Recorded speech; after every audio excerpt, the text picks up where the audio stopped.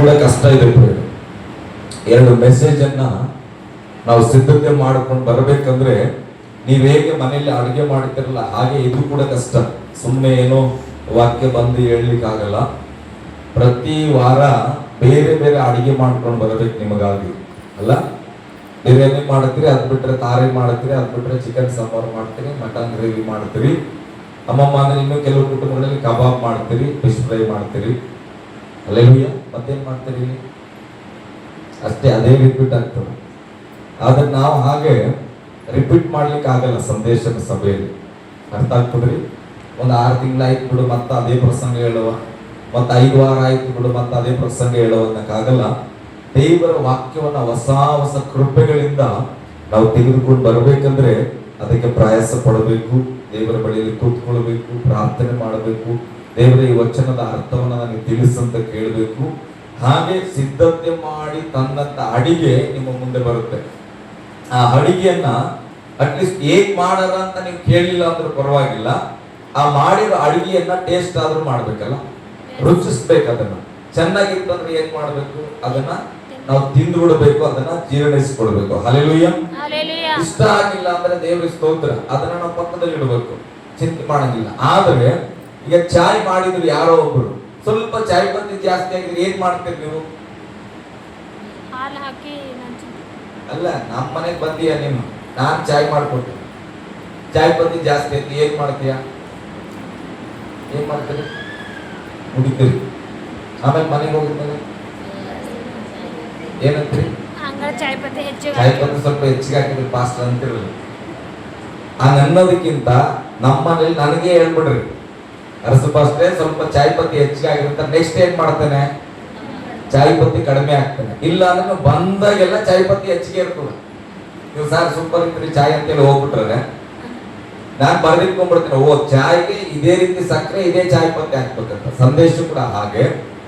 ನಾನು ಸಂದೇಶ ಹೇಳುವಾಗ ನಿಮ್ಗೆ ಅದು ತಪ್ಪನ್ಸಿದ್ರೆ ನನ್ನ ಹತ್ರ ಮಾತಾಡಬೇಕು. ಸರ್ ಇದು ಸಂದೇಶ ಸ್ವಲ್ಪ ರಾಂಗ್ ಇದೆ, ಅಥವಾ ಸಂದೇಶ ಬಹಳ ಅಂತ ಹೇಳಿದ್ರಿ ಸರ್, ಕಿವಿ ಮಾತು ಹೇಳಿದ್ರಿ ಸರ್, ಸ್ವಲ್ಪ ಲಾಂಗ್ ಹೋಗ್ತಾ ಇದೆ, ಸ್ವಲ್ಪ ಶಾರ್ಟ್ ಆಗಿ ಹೇಳಿದ್ರೆ ಬಹಳ ಸಂತೋಷ, ತಪ್ಪಿಲ್ಲ. ಹಲ್ಲೆಲೂಯಾ. ದೇವರು ವಾಕ್ಯ ಯಾಕೆ ನಮಗೆ ಕೊಡ್ತಾ ಇದ್ರೆ, ನಮ್ಗೆ ಕಷ್ಟಪಡೋಕೆ ಕೊಡ್ತಾನ ದೇವರು, ನಮ್ಮನ್ನು ಸಂತೋಷ ಪಡಿಸ್ಲಿಕ್ಕೆ, ನಮ್ಮನ್ನು ಬಲಪಡಿಸ್ಲಿಕ್ಕೆ. ಹಾಗಾಗಿ ನಿಮ್ಗೆ ಇಂಥ ಸೇವಕರು ಸಿಗ್ತಾರೆ ಇಲ್ಲ ಗೊತ್ತಿಲ್ಲ, ನೀವು ಏನ್ ಬೇಕಾದ್ರೂ ನನ್ನ ಹತ್ರ ಹೇಳ್ಕೊಳ್ಬಹುದು, ನನ್ನ ಬಗ್ಗೆ ಕೂಡ ಹೇಳ್ಬೋದು. ಹಲ್ಲೆಲೂಯಾ. ಅಥವಾ ಪಾಸ್ಟ್ರೆ ಒಂದಿನ ಬರೀ ಬ್ಲೆಸ್ಸಿಂಗ್ ಬಗ್ಗೆ ಮಾತಾಡ್ರಿ, ಇಷ್ಟ ಇದ್ರೆ ಹೇಳ್ರಿ, ನಾನು ಮಾತಾಡ್ತೇನೆ. ಹಲ್ಲೆಲೂಯಾ. ಓಕೆ, ಎಲ್ಲರೂ ಸ್ವಲ್ಪ ತಲೆ ಎತ್ತಿ ನೋಡ್ರಿ ನನ್ನನ್ನ. ಹಾ, ಇವತ್ತಿನ ಸಂದೇಶ ತಲೆ ಎತ್ತಿ ನೋಡು ಅಂತ. ಏನು ಸಂದೇಶದ ತಲೆಬರಹ ಏನಂದ್ರೆ ತಲೆ ಎತ್ತಿ ನೋಡು ಅಂದ್ರೆ, ದೇವರ ಮಕ್ಕಳು ನಾವ್ ಯಾವಾಗ್ಲೂ ನಮ್ಮ ಶಿರಸ್ಸು ಎತ್ತಲ್ಪಡಬೇಕು. ಪ್ರೇರೆ ದೇವರ ವಾಕ್ಯ ಹೇಳುತ್ತೆ, ನಮ್ಮನ್ನ ದೇವರು ಕರೆದದ್ದು ನಾವು ತಲೆ ಬಗ್ಗೆ ನಡಿಲಿಕ್ಕೆ ಹಾಗೆ ಅಲ್ಲ, ನಾವು ಸಕಲ ಜನರ ಮಧ್ಯದಲ್ಲಿ ತಲೆ ಎತ್ತಿ ನಡೆಯುವುದಕ್ಕಾಗಿ ದೇವರು ನಮ್ಮನ್ನು ಆರಿಸಿಕೊಂಡಿದ್ದಾನೆ. ಒಂದು ಆಮೇಲೆ ಹೇಳ್ಬೋದು ಈ ಮಾತಿಗೆ. ಹಲ್ಲೆಲೂಯಾ. ಪಕ್ಕದಲ್ಲಿದ್ದವರು ಕೈ ಕೊಟ್ಟು ಹೇಳ್ರಿ, ನಿಮ್ಮನ್ನ ದೇವರು ಘನತೆ ಉಳ್ಳವರಾಗಿ ತಲೆ ಎತ್ತಿ ನಡೆಯುವಂತೆ ಆರಿಸಿಕೊಂಡಿದ್ದಾನೆ. ಹಲ್ಲೆಲೂಯಾ.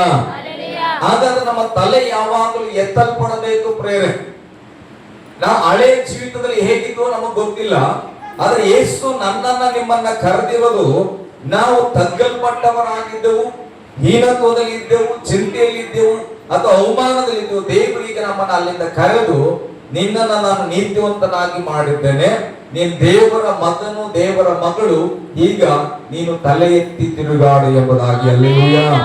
ಗಟ್ಟಿಯಾಗಿ ಹಲ್ಲೆಲೂಯಾ. ದೇವರು ಆದಾಮ ಅವಳನ್ನು ಸೃಷ್ಟಿ ಮಾಡಲ್ಪಟ್ಟನು, ಅನೇಕ ಕಾರ್ಯಗಳನ್ನ ಅವರಿಗೆ ಸಿದ್ಧ ಮಾಡಿಕೊಟ್ಟನು. ಆದ್ರೆ ಒಂದು ಮಾತು ಹೇಳಿದ್ರು, ನೀವೇನ್ ಮಾಡ್ಬೇಡ್ರಿ, ಒಂದು ಮರದ ಹಣ್ಣನ್ನು ತಿನ್ಬೇಡ್ರಿ. ದೇವರ ಆಜ್ಞೆಯನ್ನ ತಪ್ಪಿದ ಕಾರಣ ಅವರಲ್ಲಿ ಪಾಪ ಉಂಟಾಗುತ್ತೆ, ಅವರಿಗೆ ನಾಚಿಕೆ ಉಂಟಾಗುತ್ತೆ, ಅವರ ತಲೆ ಹೋಗಿ ಏನಾಯ್ತು, ದೇವರಿಗೆ ಮರೆಯಾಯಿತು ಎಂಬುದಾಗಿ ನಾವು ಗಮನಿಸ್ತೇವೆ. ಅದಾದ ನಂತರ ಏದೇನ್ ತೋಟದಿಂದ ಆದಾಮ್ ಅವಳನ್ನ ಹೊರಗೆ ಹಾಕಲ್ಪಟ್ಟಿತು. ಯಾವಾಗ ದೇವರಿಗೆ ಅವಿಧಿಯ ತೋರಿಸಿದ್ರು, ಆವಾಗ ಆದಾಮ ಅವಳನ್ನ ಏದೇನ್ ತೋಟದಿಂದ ಹೊರಗೆ ಹಾಕಲ್ಪಟ್ಟಾಗ ಆದಾಮನು ಕಷ್ಟಪಟ್ಟು ದುಡಿಯಬೇಕಾದ ಪರಿಸ್ಥಿತಿ ಬರುತ್ತೆ. ಹಲ್ಲೆಲೂಯಾ. ಇದೆಲ್ಲ ನಮಗೆ ಗೊತ್ತು. ಅದಾದ ನಂತರ ಆದಾಮ್ ಅವ್ವಳಿಗೆ ಮಕ್ಕಳಾದವು. ಎಷ್ಟು ಮಕ್ಕಳಾದವು? ಇಬ್ಬರು. ಹೆಸರೇನು? ಕಾಯಿನನು ಹೇಬೇಲನು. ಗಟ್ಟಿಯಾಗಿ ಹೇಳ್ರಿ, ಕಾಯಿನನು ಹೇಬೇಲನು. ಇವರ ಬಗ್ಗೆ ನಾನು ನಿಮಗೆ ಸಂದೇಶ ಮಾಡ್ಲಿಕ್ಕಿದ್ದೇನೆ. ಈ ಸಂದೇಶದ ಮುಖಾಂತರ ನಾವು ತಿಳ್ಕೊಳ್ಬೇಕಾಗಿರುವುದು, ನಮ್ಮ ತಲೆ ಬಗ್ಗುವಂತೆ ನಮ್ಮ ಜೀವಿತ ಇರಬಾರದು, ನಮ್ಮ ತಲೆ ಎತ್ತಲ್ಪಡುವಂತೆ ನಾವು ಇರಬೇಕು ಪ್ರಿಯರೇ. ಹಲ್ಲೆಲೂಯಾ. ಎರಡು ವ್ಯಕ್ತಿಗಳನ್ನ ದೇವರು ಪರಿಚಯಿಸ್ತಾ ಇದ್ದಾನೆ. ಇಬ್ಬರೂ ವ್ಯಕ್ತಿಗಳು ಆದಾಮ ಅವಳಿಗೆ ಹುಟ್ಟಿದವರು, ಬೇರೆ ಬೇರೆ ಅಲ್ಲ. ಇವರು ಒಂದೇ ತಂದೆಯ ಮಕ್ಕಳು, ಒಂದೇ ತಾಯಿಯ ಮಕ್ಕಳಾಗಿದ್ದಾರೆ, ಕಾಯಿನನು ಮತ್ತೆ ಹೇಬೇಲನು. ಹಲ್ಲೆಲೂಯಾ. ಆದಿಕಾಂಡ ಪುಸ್ತಕ 4ನೇ ಅಧ್ಯಾಯಕ್ಕೆ ನಾವು ಬರೋಣ. 1ನೇ ವಚನದಲ್ಲಿ ಓದಿ.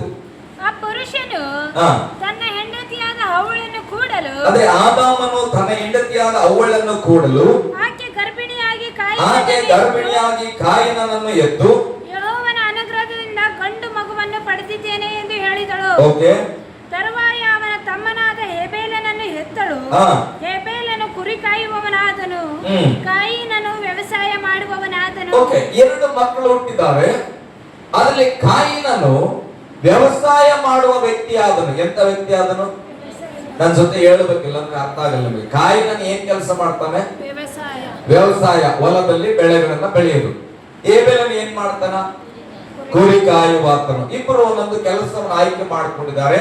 ಅಣ್ಣನಾದ ಕಾಯಿನನು ವ್ಯವಸಾಯ ಮಾಡ್ತಾನೆ, ಹೇಬೇಲನು ಏನ್ ಮಾಡ್ತಾನೆ? ಕುರಿಗಳನ್ನ ಕಾಯುತ್ತಾನೆ. ಬಹಳ ಸಂತೋಷ. ಇಬ್ರು ಕೆಲಸ ಮಾಡ್ತಾ ಇದ್ದಾರೆ, ಅದೇ ದೊಡ್ಡ ಸಂತೋಷ ನಮ್ಗೆ. ಗಂಡು ಮಕ್ಳು ಇಬ್ರು ಏನ್ ಮಾಡ್ತಾ ಇದಾರೆ? ಏನೋ ಒಂದು ಕೆಲಸ ಮಾಡ್ತಾರೆ. ಇವತ್ತು ಗಂಡು ಮಕ್ಳೆಲ್ಲ ಓಡಾಡ್ತವ ಅಲ್ಲ, ಅಪ್ಪ ಅಮ್ಮ ಮಾಡಿದ ಹಣ ತಿಂದುಕೊಂಡು, ತಂದೆ ತಾಯಿಗಳು ಕಷ್ಟಪಟ್ಟಿದ್ದ ಹಣನ ತಿಂದು ಕುಡಿದು ತೇಗಿ ಏನ್ ಮಾಡ್ತಾರೆ? ಅಡ್ಡಾಡ್ತಾರ. ಆದ್ರೆ ಇಲ್ಲಿ ವಚನ ಹೇಳುತ್ತೆ, ದೇವರಿಗೆ ಸ್ತೋತ್ರ ಹೇಳ್ತಾನೆ, ಕಾಯಿನನು ಕೂಡ ಏನೋ ಒಂದು ಕೆಲಸ ಮಾಡಕತ್ತಾನ, ಹೇಬೇಲನು ಕೆಲಸ ಮಾಡ್ತಾ ಇದ್ದಾನೆ. ಇದು ಸಂತೋಷ. 3ನೇ ವಚನ. ಕಾಲಾಂತರದಲ್ಲಿ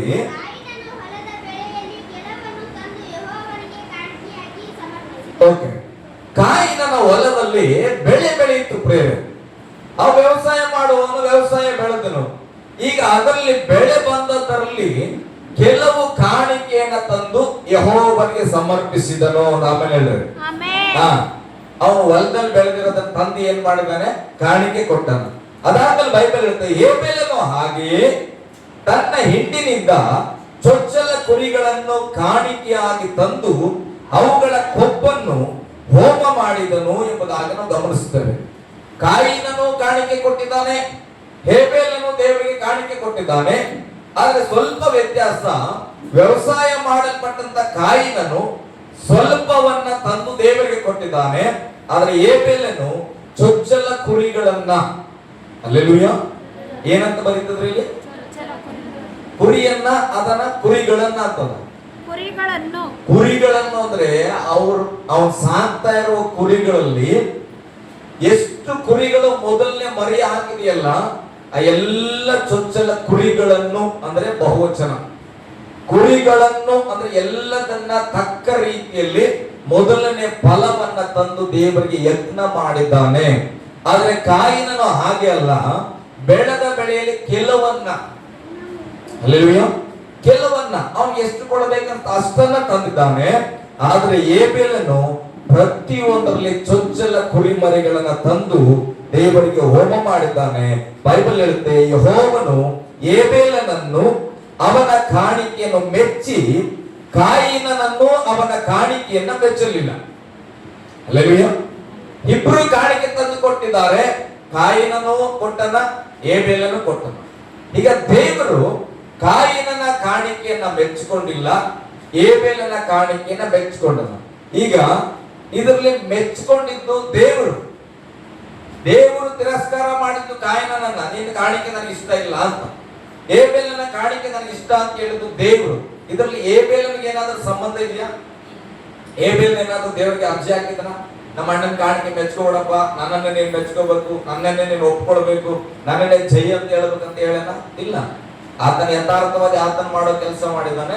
ಈತನ ಮಾಡ್ಬೇಕಾದ ಕೆಲಸ ಇವನ ಮನಸ್ಸಲ್ಲಿ ಬಂದದ್ದು ಇವನು ಮಾಡಿದ್ದಾನೆ.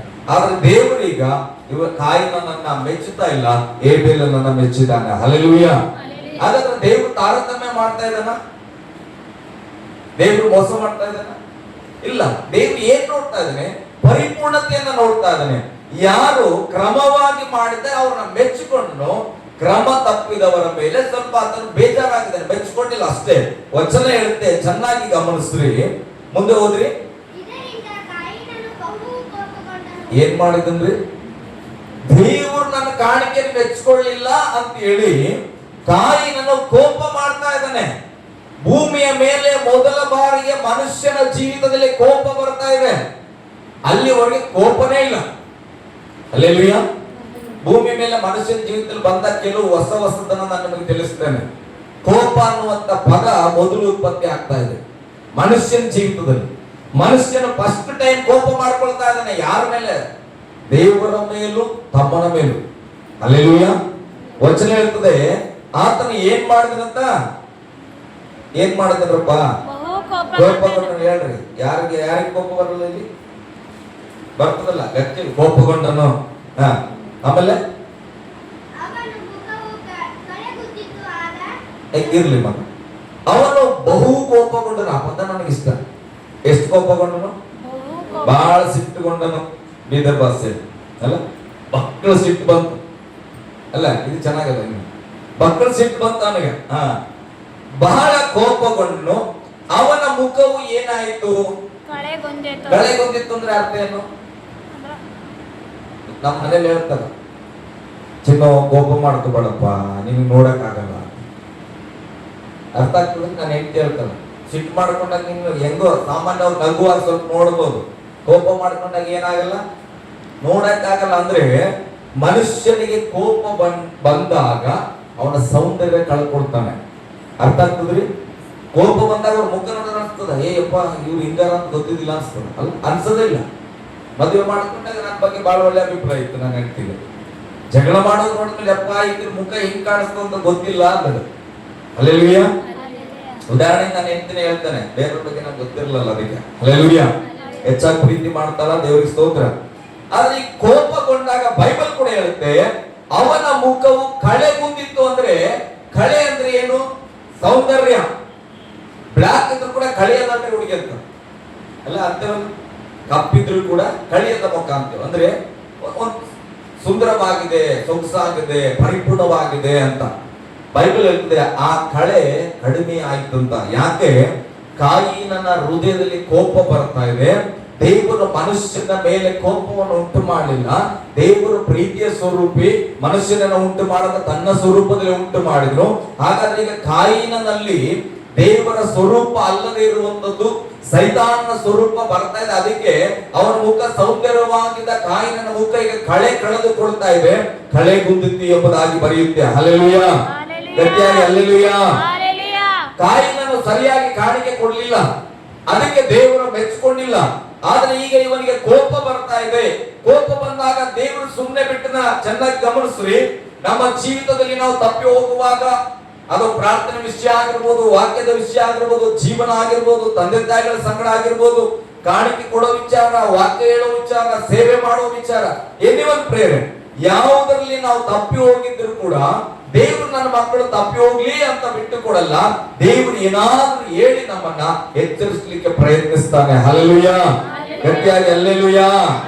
ಹಾಗಾದ್ರೆ ಕಾಯಿನನ್ನು ಕೋಪಗೊಂಡಾಗ ದೇವರು ಏನ್ ಮಾಡಿದ್ರು? ಓದಿ ವಚನ. ಆಗ ಯೆಹೋವನು ಅವನಿಗೆ ಯಾಕೆ ನೀನು ಕೋಪ ಮಾಡ್ಕೊಳ್ತಾ ಇದ್ದಿ? ಎರಡನೇ ಪ್ರಶ್ನೆ, ಅರಮನೆ ಎಲ್ಲಿರುತ್ತೆ ಅಲ್ಲ, ಮೊದಲನೇ ಪ್ರಶ್ನೆ. ಈಗ ದೇವರು ಕೇಳ್ತದೆ ಏನಂತ? ಯಾಕಪ್ಪ ಕೋಪ ಮಾಡ್ಕೊಂಡಿದ್ದೆ? ದೇವ್ರ ಪ್ರಶ್ನೆ ಯಾವಾಗ ಆಗ್ತಾ ಇದ್ದಾನಂದ್ರೆ, ಮನುಷ್ಯನ ಯಾವಾಗ ತಪ್ಪಿ ಹೋಗ್ತಾ ಇದ್ದಾನಲ್ಲ, ಯಾವಾಗ ಆಜ್ಞೆ ತಪ್ಪುತ್ತಾ ಇದ್ದಾನಲ್ಲ, ಅವಾಗ ದೇವ್ರ ಪ್ರಶ್ನೆ ಆಗ್ತದೆ. ಅಲ್ಲಿವರೆಗೆ ಕಾಯಿನ ಬಗ್ಗೆ ಏನ್ ಕೇಳಿಲ್ಲ ದೇವ್ರು. ನೀನ್ ಯಾಕೆ ವ್ಯವಸಾಯ ಮಾಡಿಲ್ಲ, ನೀನ್ ಯಾಕೆ ಕಾಣಿಕೆ ತಂದಿಲ್ಲ ಕೇಳಿಲ್ಲ. ಈಗ ಕೋಪಗೊಳ್ತಾ ಇದ್ದಾನೆ, ಅದು ದೇವರ ಸಿಸ್ಟಮ್ ಅಲ್ಲ ಅದು. ಅದಕ್ಕೆ ಈಗ ಅದನ್ನ ಕೇಳ್ತಾ ಇದ್ದಾನೆ, ಯಾಕೆ ಕೋಪಗೊಂಡಿ? ಒಂದ್ ಕ್ವಶನ್ ಮಾರ್ಕ್ ಹಾಕಿರ್ತದೆ ಬೈಬಲ್ ಅಲ್ಲಿ. ಹೋದ್ರಿ, ನಿನ್ ತಲೆ ಯಾಕೆ ಬೊಗ್ಗಿತ್ತು? ಕೇಳ್ರಿ, ಧೈರ್ಯವಾಗಿ ಕೇಳ್ರಿ. ನಿನ್ ತಲೆ ಯಾಕೆ ಬೊಗ್ಗಿತ್ತು? ಕಾಯಿನ ತಲೆ ಯಾಕೆ ಬೊಗ್ಗಿದೆ ಈಗ ದೇವ್ರ ಮುಂದೆ? ಯಾಕೆ ಬೊಗ್ಗಿದ್ರಿ? ಕಾಯಿನನ್ನು ಸರಿಯಾಗಿ ಸಮರ್ಪಣೆ ಮಾಡಿಲ್ಲ, ಅದರಲ್ಲಿ ಕೋಪಗೊಳ್ತಾ ಇದ್ದಾನೆ. ಈಗ ಆತನು ತಲೆ ಬೊಗ್ಗುತ್ತಾ ಇದೆ. ಇವತ್ತು ನಾನು ಹೇಳ್ತೇನೆ, ನನ್ನನ್ನ ದೇವರು ನೋಡಿ ಹೀಗೆ ಕೇಳಬಾರ್ದು. ನನ್ನ ದೇವ್ರ ಮಾತು ಅರಸೆ, ಯಾವತ್ತು ನಾನು ನಿನ್ನ ಹತ್ರ ಬಂದು ಅರಸೆ ಯಾಕೆ ನಿನ್ನ ತಲೆ ಬಗ್ಗಿದೆ ನನ್ನ ಮುಂದೆ ಅಂತ ಕೇಳಬಾರ್ದು. ಅಂದ್ರೆ ಅರ್ಥ, ನಾನು ದೇವರಿಗೆ ಬೇಕಾದ ಹಾಗೆ ನಾನು ಬದುಕಬೇಕು. ಬೈಬಲ್ ಹೇಳ್ತದೆ, ಮೊಗವು ಕಳೆಗುಂದಿತ್ತು, ಯಾಕೆ ಕೋಪ ಮಾಡ್ಕೊಂಡಿದ್ದಿ, ನಿನ್ನ ತಲೆ ಯಾಕೆ ಬೊಗ್ಗಿತ್ತು ಎಂಬುದಾಗಿ. ಹಲ್ಲೆಲೂಯಾ, ಗಟ್ಟಿಯಾಗಿ ಹಲ್ಲೆಲೂಯಾ. ಹಾಗಾದ್ರೆ ಅವನ ತಲೆ ಬೊಗ್ಲಿಕ್ಕೆ ಕಾರಣ ಏನು? ತಲೆ ಎತ್ತಬೇಕಾದ್ರೆ ಕಾರಣ ಏನು? ಮುಂದಿನ ವಚನ ಹೋದ್ರೆ ಆನ್ಸರ್ ಬರ್ತದೆ. ಒಳ್ಳೆ ಕೆಲಸ ಮಾಡಿದರೆ, ಒಳ್ಳೆ ಕೆಲಸ ಮಾಡಿದ್ರೆ ನಿನ್ನ ತಲೆ ಎತ್ತಲ್ಪಡುವುದಲ್ಲವೇ. ಅದರ ಅರ್ಥ, ತಲೆ ಯಾಕೆ ತಗ್ಗಿದೆ ಹಾಗಾದ್ರೆ? ಬಹಳ ಸಿಂಪಲ್. ಕೆಟ್ಟ ಕೆಲಸ ಮಾಡಿದ ಕಾರಣ ತಲೆ ತಗ್ಗಿದೆ. ಅದೇ ಒಳ್ಳೆ ಕೆಲಸವನ್ನ ಮಾಡಿದ್ರೆ ನಿನ್ನ ತಲೆ ಎತ್ತಲ್ಪಡುವುದಲ್ಲವೇ. ಹಲ್ಲೆಲೂಯಾ. ದೇವರು ನಮಗೆ ಏನ್ ಕಲಿಸ್ತಾ ಇದ್ರೆ ಮುಂಚಾನೆ ಬೆಳೆಯಲಿ ಅಂದ್ರೆ, ನಾವು ತಲೆ ತಗ್ಲಿಕ್ಕಾಗ ದೇವರು ನಮ್ಮನ್ನ ಕರೆದಿಲ್ಲ, ನಾವು ಒಳ್ಳೆಯ ಕೆಲಸಗಳನ್ನ ಮಾಡಿ ನಮ್ಮ ತಲೆ ಎತ್ತಲ್ಪಡುವುದಕ್ಕಾಗಿ ನಮ್ಮನ್ನ ಕರೆಯಲ್ಪಟ್ಟಿದ್ದಾರೆ. ಹಲ್ಲೆಲೂಯಾ, ಗಟ್ಟಿಯಾಗಿ ಹಲ್ಲೆಲೂಯಾ. ನಾನು ಹೇಳ್ತೇನ್ರಿ, ನನ್ನ ಬಗ್ಗೆ ಯಾರು ನ್ಯಾಯ ತೀರ್ಪು ಮಾಡಬಾರ್ದು. ನನ್ನ ಬಗ್ಗೆ ನಾನೇ ನ್ಯಾಯ ತೀರ್ಪು ಮಾಡ್ಕೊಳ್ಬೇಕು. ನಿಮ್ಮ ಬಗ್ಗೆ ನೀವು ನ್ಯಾಯ ತೀರ್ಪು ಮಾಡ್ಕೊಳ್ಬೇಕು. ನಾನು ಹೇಗೆ ಬದುಕುತ್ತಾ ಇದ್ದೇನೆ, ನಾನು ಹೇಗೆ ದೇವರನ್ನ ಸೇವಿಸ್ತಾ ಇದ್ದೇನೆ, ನಾನು ಹೇಗೆ ನನ್ನ ಜೀವಿತವನ್ನ ನಡೆಸ್ತಾ ಇದ್ದೇನೆ, ನನ್ನ ತಲೆ ತಗ್ಗಲ್ಪಟ್ಟ ಜೀವಿತನ ಎತ್ತಲ್ಪಟ್ಟ ಜೀವಿತನ ಎಂಬುದಾಗಿ ಎಚ್ಚರ ಮಾಡಿಕೊಂಡು ನಾವು ಎಚ್ಚೆತ್ತುಕೊಳ್ಳಬೇಕು. ಹಲ್ಲೆಲೂಯಾ. ಓಕೆ, ಮುಂದೆ ಸ್ವಲ್ಪ ಓದೋಣ. ಹಾ, ನೋಡಿ ಗಮನಿಸ್ರಿ, ಸ್ವಲ್ಪ ನಿಧಾನಕ್ಕೆ ಹೋದ್ ಮಗ. ನಿಧಾನಕ್ಕೆ ಓದ್ಬೇಕು. ನಿನಗೆ ಅರ್ಥ ಆಯ್ತು, ನಮಗೆ ಅರ್ಥ ಆಗುತ್ತಲ್ಲ. ಓಕೆ, ಒಳ್ಳೆ ಕೆಲಸ ಮಾಡಿದ್ರೆ ನಿನ್ ತಲೆ ಏನ್ ಮಾಡ್ತದೆ? ಎತ್ತಲ್ಪಡುತ್ತೆ. ಈಗ ಹಾಗಾದ್ರೆ ಕಾಯಿನನ ಹೃದಯದಲ್ಲಿ ಕೋಪ ಬಂದಿದೆ. ಕಾಯಿನನ ಹೃದಯದಲ್ಲಿ ಕೋಪ ಬಂದ್ರೆ ಕಾಯಿನನು ಏನ್ ಮಾಡ್ಲಿಕ್ಕಿದ್ದಾನೆ ಅನ್ನೋದು ದೇವ್ರಿಗೆ ಗೊತ್ತು. ಪ್ರೇರೆ ಚೆನ್ನಾಗಿ ಅರ್ಥ ಮಾಡ್ಕೊಳ್ಬೇಕು ನನ್ನ ದೇವ್ರ ಬಗ್ಗೆ. ಹಲ್ಲೆಲೂಯಾ. ನನ್ನ ದೇವರು ಮನುಷ್ಯನಲ್ಲ, ನಾಳೆ ಆಗಿದ್ಮೇಲೆ ನಾಳೆ ಏನಾಯ್ತು ಅಂತ ಹೇಳ್ತಾರೆ. ಹಂಗಲ್ಲ ನನ್ನ ದೇವರು. ಕಡೇ ದಿವಸದಲ್ಲಿ ನಿಂತುಕೊಂಡು ನಾನು ಏನೆಲ್ಲ ಮಾಡಬಲ್ಲೆ ಅಂತ ತಿಳಿದ ದೇವರ ಬಳಿಯಲ್ಲಿ ನಾವಿದ್ದೇವೆ. ಹಲ್ಲೆಲೂಯಾ. ಈ ವಚನ ಹೇಳುತ್ತೆ, ತಲೆ ಎತ್ತಲ್ಪಡುವುದಲ್ಲವೇ, ಅಲ್ಲದಿದ್ದರೆ ನಿನ್ ತಲೆ ಎತ್ತಲ್ಪಡದೆ ಹೋದರೆ. ಹೇಳ್ರಿ, ನನ್ನ ತಲೆ ಎತ್ತಲ್ಪಡದೆ ಹೋದರೆ ಅಂದ್ರೆ ನನ್ನ ತಲೆ ಬಗ್ಗುತ್ತಾ ಇದ್ರೆ, ವಚನ ಹೇಳುತ್ತೆ, ತಲೆ ಎತ್ತಲ್ಪಡದೆ ಹೋದರೆ, ಅಲ್ಲದಿದ್ದರೆ ಪಾಪವು ನಿನ್ನನ್ನ ಹಿಡಿಯಬೇಕೆಂದು ಬಾಗಿಲಲ್ಲಿ ಹೊಂಚು ಹಾಕಿಕೊಂಡಿರುವುದು. ಹಲ್ಲೆಲೂಯಾ. ಯಾವಾಗ ನಮ್ಮ ತಲೆ ಎತ್ತಕ್ಕೆ ನಾವು ಧೈರ್ಯ ಮಾಡಲ್ಲ, ಯಾವಾಗ ದೇವರ ಕಡೆಗೆ ಮುಖ ಎತ್ತಕ್ಕೆ ಮನಸ್ಸು ಮಾಡಲ್ಲ, ಆವಾಗ ನನ್ನ ಮನೆಯ ಬಾಗಿಲಲ್ಲಿ ಪಾಪ ಬಂದು ರೆಡಿ ಆಗಿದೆ ಅಂತ ಅರ್ಥ. ಯಾಕೆ? ತಲೆ ತಗ್ಗಲ್ಪಟ್ರೆ ಸಾಕು, ಸೈತಾನನ ತಲೆ ಮೇಲೆ ಕೂತ್ಕೊಳ್ತಾನ. ಹಲ್ಲೆಲೂಯಾ. ಅದಕ್ಕೆ ಯಾವ್ದೋ ಸಿಂಹದ ನೋಡಿ ನೆನಪು, ಸೈತಾನಿಗೆ ಅವಕಾಶ ಕೊಟ್ಟರೆ ಅದನ್ನ ಏನ್ ಮಾಡ್ತಾನ? ನಮ್ ತಲೆ ಮೇಲೆ ಬಂದು ಕೂತ್ಕೊಂಡು ನಮ್ಮನ್ನ ಇಷ್ಟ ಬಂದಾಗ ಆಡಿಸ್ತಾನ. ಸಿನಿಮಾ ಆದ್ರೂ ಸತ್ಯ. ಅದು ಸೈತಾನನಿಗೆ ನಾವು ಅವಕಾಶ ಕೊಟ್ಟು ಬಗ್ಗಿ ಚೆನ್ನಾಗಿ ಇಲ್ಲಿ ಕೂಡ ಹೆಗಲ ಮೇಲೆ ಕೂಡ ಇಲ್ಲ ಅಂತೇಳಿ ಕೂತ್ಕೊಂಡು ಓಡಾಡಿದ್ರೆ ಊರು ತುಂಬಾ ಏನ್ ಮಾಡ್ತಾನ? ಆತನ ನಮ್ಮ ಮೇಲೆ ಸವಾರಿ ಮಾಡ್ತಾನೆ. ಹಲ್ಲೆಲೂಯಾ. ಬೈಬಲ್ ಅದನ್ನ ಹೇಳ್ತದೆ. ಕಾಯಿನನಿಗೆ ಹೇಳ್ತಾ ಇದ್ದಾನೆ, ಕಾಯಿನನೇ ನಿನ್ ತಲೆ ಎತ್ತಲ್ಪಡದೆ ಹೋದರೆ, ನಿನ್ ತಲೆ ಏನಾದ್ರೂ ತಗ್ಗಿಸಲ್ಪಟ್ಟಿದ್ರೆ, ಬೈಬಲ್ ಹೇಳ್ತದೆ, ಪಾಪವು ನಿನ್ನನ್ನು ಹಿಡಿಯಬೇಕೆಂದು ಬಾಗಿಲಲ್ಲಿ ಹೊಂಚಾಕಿಕೊಂಡಿರುವುದು, ಆದರೂ ನೀನು ಅದನ್ನ ವಶ ಮಾಡಿಕೊಳ್ಳಬೇಕಂತ ನಾನು ಹೇಳ್ತೇನಂತ ದೇವರು ಕಾಯಿನನಿಗೆ ಹೇಳ್ತಾ ಇದ್ದಾನೆ. ಪಾಪ ರೆಡಿ ಇದೆ ನಿನ್ನನ್ನ ಆಳ್ವಿಕೆ ಮಾಡ್ಲಿಕ್ಕೆ, ಪಾಪದಲ್ಲಿ ನಡೆಸಲಿಕ್ಕೆ ಅದು ಸಿದ್ಧವಾಗಿ ಕಾದುಕೊಂಡಿದೆ. ನಾನು ಮೊದಲೇ ಹೇಳ್ತಾ ಇದ್ದೀನಿ, ನೀನು ಅದನ್ನ ವಶ ಮಾಡ್ಕೊಳ್ಬೇಕು, ಅದನ್ನ ನಿನ್ನ ಕೈಯಲ್ಲಿ ಇಟ್ಕೊಳ್ಬೇಕು, ಅದನ್ನ ಆಳ್ವಿಕೆ ಮಾಡ್ಲಿಕ್ಕೆ ಬಿಡಬಾರ್ದು. ದೇವರು ಹೇಳ್ತಾನ, ನೀನು ಅದನ್ನ ವಶ ಮಾಡಿಕೊಳ್ಳಬೇಕು ಅಂತ ಹೇಳಿದ್ರು ಕೂಡ ಕಾಯಿನನಿಗೆ ಕೋಪದಲ್ಲಿರುವ ಕಾರಣ ದೇವರ ಹಿತದ ಮಾತು ಅರ್ಥ ಆಗ್ತಾ ಇಲ್ಲ. ಹಲ್ಲೆಲೂಯಾ. ಕಾಯಿನನಿಗೆ ಏನಾಗಿದೆ? ದೇವರು ನನ್ನನ್ನು ಬೆಚ್ಕೊಂಡಿಲ್ಲ, ನನ್ನ ತಮ್ಮನ್ನು ಬೆಚ್ಕೊಂಡ್ಬಿಟ್ಟನು, ನನ್ನ ಅವಮಾನ ಮಾಡಿದ್ರು. ಇದೇ ಓಡ್ತಾ ಇದೆ ಅವನ ತಲೆಯಲ್ಲಿ. ದೇವರು ನನ್ನ ಬಗ್ಗೆ ಏನೋ ಹೇಳ್ತಾ ಇದ್ದಾನೆ, ಸೈತಾನ್ ನನ್ನನ್ನು ಆಳ್ವಿಕೆ ಮಾಡ್ಲಿಕ್ಕಿದ್ದಾನೆ, ನಾನು ದೇವ್ರು ಹೇಳ್ತಾ ಇದ್ದಾನೆ, ಅದನ್ನು ತಪ್ಪಿಸ್ಕೊಳ್ಬೇಕು ಅನ್ನೋ ಮನಸ್ಸಿಲ್ಲ. ಇಲ್ಲ, ನನ್ನನ್ನ ದೇವ್ರು ಅವಮಾನ ಪಡಿಸಿದ್ರು, ನನ್ನ ತಮ್ಮನ ಮುಂದೆ ನನಗೆ ಅವಮಾನ ಪಡಿಸಿದ್ರು, ಈಗ ನಾನು ಏನಾದ್ರೂ ಮಾಡ್ಬೇಕು ಅನ್ನೋದ್ರಲ್ಲಿ ಇದ್ದಾನೆ ಹೊರತು ದೇವರ ಕಡೆಗೆ ಕಿವಿ ಕೊಡಲೇ ಇಲ್ಲ. ಹಲ್ಲೆಲೂಯಾ, ಗಟ್ಟಿಯಾಗಿ ಹಲ್ಲೆಲೂಯಾ. ಏನಾಗುತ್ತೆ? 8ನೇ ವಚನ ಓದೋಣ. ತರುವಾಯ ಕಾಯಿನನು ತನ್ನ ತಮ್ಮನಾದ ಹೇಬೇಲನಿಗೆ ಅಡವಿಗೆ ಹೋಗೋಣ ಬಾ ಎಂದನು. ಅಡವಿಗೆ ಬಂದಾಗ ಕಾಯಿನನು ತನ್ನ ತಮ್ಮನ ಮೇಲೆ ಬಿದ್ದು ಅವನನ್ನು ಕೊಂದಾಕಿದ. ಹಲ್ಲೆಲೂಯಾ. ಭೂಮಿಯ ಮೇಲೆ ಮೊದಲನೇ ಕೊಲೆ ಇದು. ಎಷ್ಟನೇ ಕೊಲೆ? ಮೊದಲನೇ ಕೊಲೆ. ತಮ್ಮನ್ನ ಬಾಪ ಹೋಗೋಣ ಅಂತೇಳಿ ಕೋಪದಲ್ಲಿ ಇದ್ದಂತ ಕಾಯಿನನು ತಮ್ಮನನ್ನ ಕರ್ಕೊಂಡು ಅಡವಿಯಲ್ಲಿ ಹೋಗಿ ಆತನ ಮೇಲೆ ಬಿದ್ದು ಆತನನ್ನ ಕೊಂದು ಹಾಕಿದನು. ಕೋಪ ಏನ್ ಮಾಡುತ್ತೆ ಚೆನ್ನಾಗಿ ಅರ್ಥ ಮಾಡ್ಕೊಳ್ಬೇಕು. ಅದಕ್ಕೆ ಬೈಬಲ್ ಹೇಳ್ತದೆ, ಕೋಪ ಮಾಡಬೇಕಾದ್ರೂ ನೀವ್ ಏನ್ ಮಾಡ್ಬಾರ್ದು, ಪಾಪ ಮಾಡ್ಬೇಡ್ರಿ ಅಂತ. ಕಾಯಿನನು ಕೋಪ ಕೊಡೋನು. ದೇವ್ರು ಹೇಳ್ತದೆ, ಯಾಕಪ್ಪ ಕೋಪ ಮಾಡ್ಕೊಳ್ತಾ ಇದ್ರು? ನೀನ್ ಅದೇ ಕೋಪದಲ್ಲಿ ಇದ್ರೆ ಸೈತಾನ್ ನಿನ್ನ ಆಳ್ವಿಕೆ ಮಾಡ್ತಾನ, ನಿನ್ನನ್ನು ಹೊಸಕ್ಕೆ ತೆಗೆದುಕೊಳ್ತಾನೆ. ನೀನ್ ಅದನ್ನ ಆಳ್ವಿಕೆ ಮಾಡ್ಬೇಕು ಅಂತ ನಿನ್ನನ್ನು ಅದು ಆಳ್ವಿಕೆ ಮಾಡಬಾರ್ದು ಅಂತ ಹೇಳಿದ್ರು ಕೂಡ ಅದನ್ನು ಗಮನಿಸದೆ ತಮ್ಮನನ್ನ ಹೋಗಿ ಈಗ ಕೊಂದೇ ಹಾಕ್ಬಿಟ್ಟನು. ಹಲ್ಲೆಲೂಯಾ, ಗಟ್ಟಿಯಾಗಿ ಹಲ್ಲೆಲೂಯಾ. ಒಂದು ಅವಿಧೇಯತೆ ಕೋಪಕ್ಕೆ ನಡೆಸಿತು, ಆ ಕೋಪ ಈಗ ಕೊಲೆ ಮಾಡುವ ಲೆವೆಲ್ ತಂದಿರಿಸಿದೆ. ಹಲ್ಲೆಲೂಯಾ. ಓಕೆ, ಅದಾಯ್ತು. ಅದಾದ್ಮೇಲೆ ಮುಂದೆ ಏನಾಗ್ತದೆ? ಸ್ವಲ್ಪ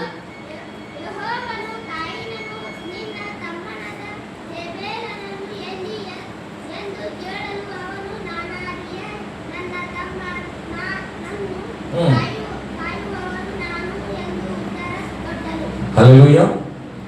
ಯಾರಪ್ಪ ಬೇರೆಯವ್ರೊಬ್ರು ಓದ್ಲಿಕ್ಕೆ ಪ್ರಯತ್ನ ಪಡ್ರಿ. ಮಕ್ಕಳು ಓದೋದು ಬಹಳ ಸಂತೋಷ. ಆದ್ರೆ ನೀವು ಓದುವಾಗ ಮಕ್ಕಳು ಮನೆ ಕೆಲಸ ಕೊಡ್ಬೇಕು. ಸಾಲಮ್ಗ ಆ ಪದಗಳು ಹೆಂಗಿರ್ಬೇಕು? ಬೈಬಲ್ ಪದಗಳು ಹೆಂಗ್ ಗೊತ್ತಾ? ನಿಮ್ ಹೃದಯಕ್ಕೆ ನಾಟಬೇಕು. ಹಲ್ಲೆಲೂಯಾ. ಬೈಬಲ್ ಅಂತ ಬಹಳ ಸಂತೋಷ ಅವನ ಆಸಕ್ತಿಗಾಗಿ. ಬಟ್ ಕಲಿಸ್ರಿ ಮಗ, ಮನೆಯಲ್ಲಿ ಕಲಿಸ್ರಿ. ಯೆಹೋವನು ಕಾಯಿನನನ್ನ ನಿನ್ನ ತಮ್ಮನಾದ ಹೇಬೇಲ್ ಎಲ್ಲಿ ಅಂತ ಕೇಳ್ತಾನೆ. ನೋಡ್ರಿ, ದೇವ್ರಿಗೆ ಗೊತ್ತಿಲ್ಲ. ಹಾಗಾದ್ರೆ ಕಾಯಿನನ್ನು ಒಡೆದಾಕಿರೋದು ಹೇಬೇಲ್ನ ದೇವ್ರಿಗೆ ಕಾಣಿಸಿಲ್ಲ, ನೋಡ್ತಾನೆ ಇಲ್ಲ ದೇವ್ರು.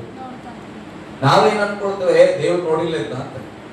ಆದ್ರೆ ದೇವರೀಗ ಕಾಯಿನನ್ನು ಹೇಬೇಲ್ನ ಕೊಂದಾಕಿದ್ದಾನೆ ಅಂತ ದೇವರಿಗೆ ಗೊತ್ತು. ಆದ್ರೂ ಕೂಡ ಒಂದು ಸಾರಿ ಬಂದಾತನು ಕಾಯಿನನ್ನ ಕೇಳ್ತಾ ಇದ್ದಾನೆ, ಕಾಯಿನನೇ ನಿನ್ ತಮ್ಮ ಎಲ್ಲಿ ಅಂತ. ಯಾಕೆ? ಈಗಾದ್ರೂ ಹೇಳ್ತಾನೆ ಸತ್ಯನ ಅಂತ. ಹಲ್ಲೆಲೂಯಾ. ಆದ್ರೆ ಕಾಯಿನನ್ ಹೇಳ್ತಾನೆ, ನಾನೇನಪ್ಪ ನನ್ನ ತಮ್ಮನ್ನ ನೋಡೇ ಇಲ್ಲ, ನಾ ಬೆಳಗ್ಗೆ ಎದ್ದಾಗಿದ್ದ ನೋಡಿಲ್ಲ. ಹಲ್ಲೆಲೂಯಾ. ಇವತ್ತು ಕುಟುಂಬಗಳಲ್ಲಿ ಕೂಡ ಹಾಗೆ ಅಣ್ಣ ತಮ್ಮಂದ್ರು, ಅಕ್ಕ ತಂಗಿಯರು, ಅಣ್ಣ ತಂಗಿಯರು, ಒಬ್ಬರ ಬಗ್ಗೆ ಒಬ್ಬರಿಗೆ ನಮ್ಗೆ ಪ್ರೀತಿ ಇಲ್ಲ. ಒಬ್ಬರ ಬಗ್ಗೆ ಕೇಳಿದ್ರೆ ಏನೋ ಅಂತಾರ್ರಿ ನಿಮ್ ತಂಗಿ, ಏನೋ ಸರ್ ತಂಗಿನ ಏನು, ನಿಮ್ಮ ಅಣ್ಣ ಏನ್ ಮಾಡ್ತಾರೆ, ಏನೋ ಸರ್ ಬೆಂಗಳೂರದಾಗ ಇದಾನ. ಎಷ್ಟೋ ಜನರು ನಾನು ಕೇಳಿದ್ನಿ, ನಿಮ್ಮ ಅಣ್ಣ ಏನ್ ಮಾಡ್ತಾನೆ, ಏನೋ ಸರ್ ನಮ್ಗೆ ಗೊತ್ತಿಲ್ಲ. ಅಲ್ಲಪ್ಪ, ನಿನ್ನ ಅಣ್ಣನ ಬಗ್ಗೆ ಕೇಳಿದ್ರೆ ನಿನಗೆ ಗೊತ್ತಿಲ್ಲ ಅಂದ್ರೆ ನೀನ್ ನಿನ್ನ ಅಣ್ಣನ ಪ್ರೀತಿ ಮಾಡಲ್ಲ ಅಂತ ಅರ್ಥ. ಬೈಬಲ್ ಹೇಳುತ್ತೆ, ನಿನ್ನ ಅಣ್ಣನ ಪ್ರೀತಿ ಮಾಡಲ್ಲ ಅಂದ್ರೆ ನಿನ್ ದೇವ್ರ ಮಗನೇ ಅಲ್ಲ. ಹಲ್ಲೆಲೂಯಾ. ವಚನ ಹೇಳ್ತಾ ಇದೆ, ನಿನ್ ತಮ್ಮ ಎಲ್ಲಿ ಅಂತ ಕೇಳಿದ್ರೆ ನಾನರಿಯೇನು, ನನ್ನ ತಮ್ಮನನ್ನು ಕಾಯುವವನು ನಾನು. ಇವತ್ತು ಪ್ರತಿಯೊಂದು ಮನೇಲಿದೆ, ನಿಮ್ಮ ಅಣ್ಣ ಎಲ್ಲ ನಾಯ ನಮ್ಮ ಅಣ್ಣ ನೋಡ್ಕೊಂಡು ಕೂತಿದ್ದೆ, ನನ್ನೇ ಕೇಳ್ತೀನಿ ಅಂತಾರೆ. ತಮ್ಮ ಎಲ್ಲೋಗೇನ್ ಮಗ, ನಾಯನ್ ತಮ್ಮನ್ ಕಾಯವೈತೆ, ಕಾಯನ ಸಂತತಿದ್ರು. ಇದೆಲ್ಲ ಸ್ವಭಾವ ಬದಲಾಗ್ಬೇಕು ಪ್ರೇರಿ. ಒಂದು ಕುಟುಂಬದಲ್ಲಿ ನಾವು ಬದುಕಿದ್ರೆ ನನ್ನ ತಮ್ಮ ಎಲ್ಲಿ ಹೋಗೋಣ ಅಂತ ನನಗೆ ಗೊತ್ತಿರ್ಬೇಕು, ನನ್ನ ಅಪ್ಪ ಎಲ್ಲಿ ಹೋಗೋಣ ಅಂತ ನನಗೆ ಗೊತ್ತಿರ್ಬೇಕು, ನನ್ನ ತಾಯಿ ಎಲ್ಲಿ ಹೋಗೋಣ ಗೊತ್ತಿರ್ಬೇಕು. ನಾವು ಒಂದು ಕುಟುಂಬ ರೀ. ನಮ್ಮ ಅಪ್ಪ ಅಮ್ಮ ಏನ್ ಕೆಲಸ ಮಾಡ್ತಾರ ಗೊತ್ತಿಲ್ಲ, ನಾವು ಎಲ್ಲಿ ಹೋಗ್ತಾ ಇದೀವಿ ಅಂತ ಗೊತ್ತಿಲ್ಲ, ಮಗ ಎಲ್ಲದಾನ ಅಂತ ಗೊತ್ತಿಲ್ಲ, ತಮ್ಮ ಎಲ್ಲದಾನ ಗೊತ್ತಿಲ್ಲ, ತಂಗಿ ಎಲ್ಲದಾನ ಗೊತ್ತಿಲ್ಲ. ಹಾಗಾದ್ರೆ ಕಾಯಿನ ಸಂತತಿ ನಾವು, ದೇವರ ಮಕ್ಕಳಲ್ಲ. ಬೈಬಲ್ ಹೇಳ್ತೆ, ಕಾಯಿನ ಹೇಳ್ತಾನೆ, ನಾನೇ ನಾವು ಕಾಯಕ್ಕೆ ನನಗೆ ಇಟ್ಟಿಯ, ನನಗೆ ಗೊತ್ತಿಲ್ಲ ಅಂತ ಹೇಳಿದನು. ಹಲ್ಲೆಲೂಯಾ. ಗಟ್ಟಿಯಾಗಿ ಹಲ್ಲೆಲೂಯಾ. ಕಾಯಿನ ಯಾರು? ದೇವರ ಸ್ವರೂಪದಲ್ಲಿ ಹುಟ್ಟಿರೋ ಮನುಷ್ಯ. ಮನುಷ್ಯ ಮಾತಾಡ್ತಾನೆ, ಆದ್ರೆ ಆ ಮನುಷ್ಯ ಹೇಳ್ತಾ ಇದ್ದಾನೆ, ನನಗೆ ಹೇಬೇಲನ್ನು ಗೊತ್ತೇ ಇಲ್ಲ, ಎಲ್ಲೋಗೇನೋ ಗೊತ್ತಿಲ್ಲ, ನಾನೇನ್ ಕಾಯ್ಕೊಂಡಿದ್ದೀನ ಅಂತ ಹೇಳಿದ್ರು. ದೇವರ ಸ್ತೋತ್ರ. ಹಲ್ಲೆಲೂಯಾ. ಈ ವಚನ ಓದುವಾಗ ನನ್ನ ಹೃದಯ ಹಂಗೆ ನಡುಗುತ್ತೆ, ನಿಮ್ಗೂ ನಡುತ್ತೆ ಕಂಪಲ್ಸರಿ. ನೀವ್ ಹೇಳಂಗಿಲ್ಲ ಅಷ್ಟೇ. ಮುಂದೆ ಹೋದ್ರೆ ವಚನ ಬಂದಿಲ್ಲ ಅದು ನಡಗದು. ಅದಕ್ಕೆ ಯೆಹೋವನು ಏನು ಮಾಡಿದ್ದೀ ನೀನೇನ್ ಮಾಡಿದೆಪ್ಪ? ನಿನ್ನ ತಮ್ಮನ ರಕ್ತವು ಭೂಮಿಯ ಕಡೆಯಿಂದ ನನ್ನನ್ನು ಕೂಗುತ್ತದೆ ಕೇಳು ಅಂತ. ನೀನ್ ಹೇಳ್ದೆ ಆರಾಮಾಗಿ ನನಗೆ ಗೊತ್ತಿಲ್ಲ ಅಂತ. ಆದ್ರೆ ನೀನ್ ಸುರಿಸಿದೆಯಲ್ಲ ರಕ್ತ ನಿನ್ ತಮ್ಮಂದು, ಆ ರಕ್ತ ಹೋಗಿ ಭೂಮಿಯ ಮೇಲೆ ಬಿದ್ದಿದೆ. ಆ ರಕ್ತ ಕೂಗಿಕೊಳ್ತಾ ಇದೆ. ಹಲ್ಲೆಲೂಯಾ. ಬೈಬಲ್ ಹೇಳ್ತಾ ರಕ್ತವು ಜೀವವಾಗಿದೆ. ಫಸ್ಟ್ ಟೈಮ್ ಭೂಮಿ ಮೇಲೆ ಒಬ್ಬ ಮನುಷ್ಯರ ರಕ್ತ ಸುರಿತಾ ಇದೆ. ಭೂಮಿ ನಡುಗ್ತಾ ಇದೆ. ಕಾರಣ ಯಪ್ಪ, ನಾನು ಫಸ್ಟ್ ಟೈಮ್ ಒಬ್ಬ ಮನುಷ್ಯನ ರಕ್ತದ ರುಚಿ ನೋಡ್ತಾ ಇದ್ದೇನೆ. ಅಲ್ಲಿವರೆಗೆ ಭೂಮಿ ಮೇಲೆ ಮನುಷ್ಯನ ರಕ್ತನೇ ಬಿದ್ದಿಲ್ರಿ. ಬೈಬಲ್ ಓದ್ರಿ, ರಿಸರ್ಚ್ ಮಾಡಬೇಕು. ಅಲ್ಲಿವರೆಗೆ ಒಂದು ಕೊಲೆ ಆಗಿಲ್ಲ, ಒಬ್ಬ ರಕ್ತ ಸುರಿಯಲ್ಪಟ್ಟಿಲ್ಲ. ಫಸ್ಟ್ ಟೈಮ್ ಭೂಮಿ ಮೇಲೆ ರಕ್ತ ಸುರಿದಿದೆ. ಕಾಯಿನ ಹೇಳ್ತಾನೆ, ದೇವ್ರು ಕೇಳ್ತಾ ಇದ್ದಾನೆ, ಕಾಯಿನ ನಿನ್ ತಮ್ಮ ಇಲ್ಲ, ನನಗೆ ಗೊತ್ತಿಲ್ಲ, ನಾನು ನೋಡಿಲ್ಲ, ನಾನು ಮಾತಾಡಿಲ್ಲ, ಇವತ್ತು ಬೆಳಗ್ಗೆ ಎದ್ದಾಗಿಂದ ನೋಡೇ ಇಲ್ಲ, ನಾನೇನ್ ಕಾಯ್ಕೊಂಡಿದ್ದಾನೆ, ಇದೆಲ್ಲ ಹೇಳಿದ್ಮೇಲೆ ಏನ್ ಮಾಡಿದೆ ನೀನು? ನಿನ್ ತಮ್ಮನ ರಕ್ತ ಕೂಗ್ತಾ ಇದೆ ನನ್ನನ್ನ ಅಂತ. ಹಲ್ಲೆಲೂಯಾ. ಇವತ್ತು ನಾನು ಏನ್ ಮಾಡೋದು ನನಗೆ ಗೊತ್ತಿಲ್ಲ. ನಾನು ಹೇಳ್ತಾ, ನಾನು ಹೇಳ್ತಿದ್ದೆ ರಾತ್ರಿ 2:30 ತನಕ ಮಾತಾಡ್ತಾ ಇದ್ದೆ ಪ್ರಸಂಗವನ್ನು. ನಾನು ಇಲ್ಲಿ ನಿಂತ್ಕೊಂಡಿದ್ರೆ ಈ ಅರ್ಗಲ್ ಮಾತಾಡ್ತಾ ದೇವ್ರ ಜೊತೆ ಅರಸು ಏನ್ ಮಾಡ್ತಾ ಇದ್ದಾರೆ ಅರ್ಥ ಆಗ್ತದ್ರಿ? ಮುಂದಿನ ವಚನ ಓದ್ರಿ ಸ್ವಲ್ಪ. ಭೂಮಿಯ ಕಡೆಯಿಂದ ನನ್ನನ್ನು ಕೂಗುತ್ತದೆ ಕೇಳು, ನೀನು ಸುರಿಸಿದ ನಿನ್ನ ತಮ್ಮನ ರಕ್ತವನ್ನು ಕುಡಿದ ಈ ಭೂಮಿಯನ್ನು ಬಿಟ್ಟು ಹೋಗಬೇಕೆಂದು ನಿನಗೆ ಶಾಪ ಬಂದಿದೆ. ಆದಾಮನ ಪಾಪ ಮಾಡಿದ್ದಕ್ಕೆ ಬೈಬಲ್ ಹೇಳುತ್ತೆ ಭೂಮಿಗೆ ಶಾಪ ಬಂತಂತ. ಈಗ ಕಾಯಿನನು ಒಬ್ಬ ಮನುಷ್ಯನನ್ನ ಕೊಂದು ದೇವರು ಆತನ ಜೀವವಾಗಿ ಕೊಟ್ಟ ರಕ್ತವನ್ನ ಭೂಮಿಲಿ ಸುರಿಸಿದ್ದಾನೆ. ಭೂಮಿಯ ಮೇಲೆ ಆ ರಕ್ತ ಬಿದ್ದಿದ ಕಾರಣ ಭೂಮಿ ಭಯ ಪಡ್ತದೆ. ಭೂಮಿ ಹೇಳ್ತದೆ, ಭೂಮಿ ಕಾಯಿನನಿಗೆ ಶಾಪ ಕೊಡ್ತಾ ಇದೆ, ನನ್ನನ್ನ ಪಾಪದಲ್ಲಿ ನಡೆಸ್ತಾ ಇದೆಯಾ, ಒಬ್ಬ ದೇವರು ಸೃಷ್ಟಿ ಮಾಡಿದ ಮನುಷ್ಯನ ರಕ್ತ ನನ್ನ ಮೇಲೆ ಸುರಿಸ್ತಿಲ್ಲ ಅಂತೇಳಿ ಭೂಮಿ ದೇವರಿಗೆ ಸಾಕ್ಷಿ ಕೊಡ್ತಾ ಇದೆ. ರಕ್ತ ಮಾತಾಡ್ತಾ ಇದೆ, ಕೂಗಿಕೊಳ್ತದೆ. ಬೈಬಲ್ ಹೇಳ್ತದೆ, ನೀನು ಸುರಿಸಿದ ನಿನ್ನ ತಮ್ಮನ ರಕ್ತವನ್ನು ಕುಡಿದ ಭೂಮಿಯು ಇದನ್ನ ಬಿಟ್ಟು ಹೋಗ್ಬೇಕಂತ ನಿನಗೆ ಶಾಪ ಬಂದಿದೆ. ಭೂಮಿ ಹೇಳ್ತ, ಸ್ವಾಮಿ ಈ ಮನುಷ್ಯ ನನ್ನ ಮೇಲೆ ಇರಬಾರ್ದು, ಈಗ ಕಳಿಸ್ಬಿಡಿ ಆ ಕಡೆಗೆ. ನಾನು ಯಾರು ಹೇಳ್ತಾರೆ?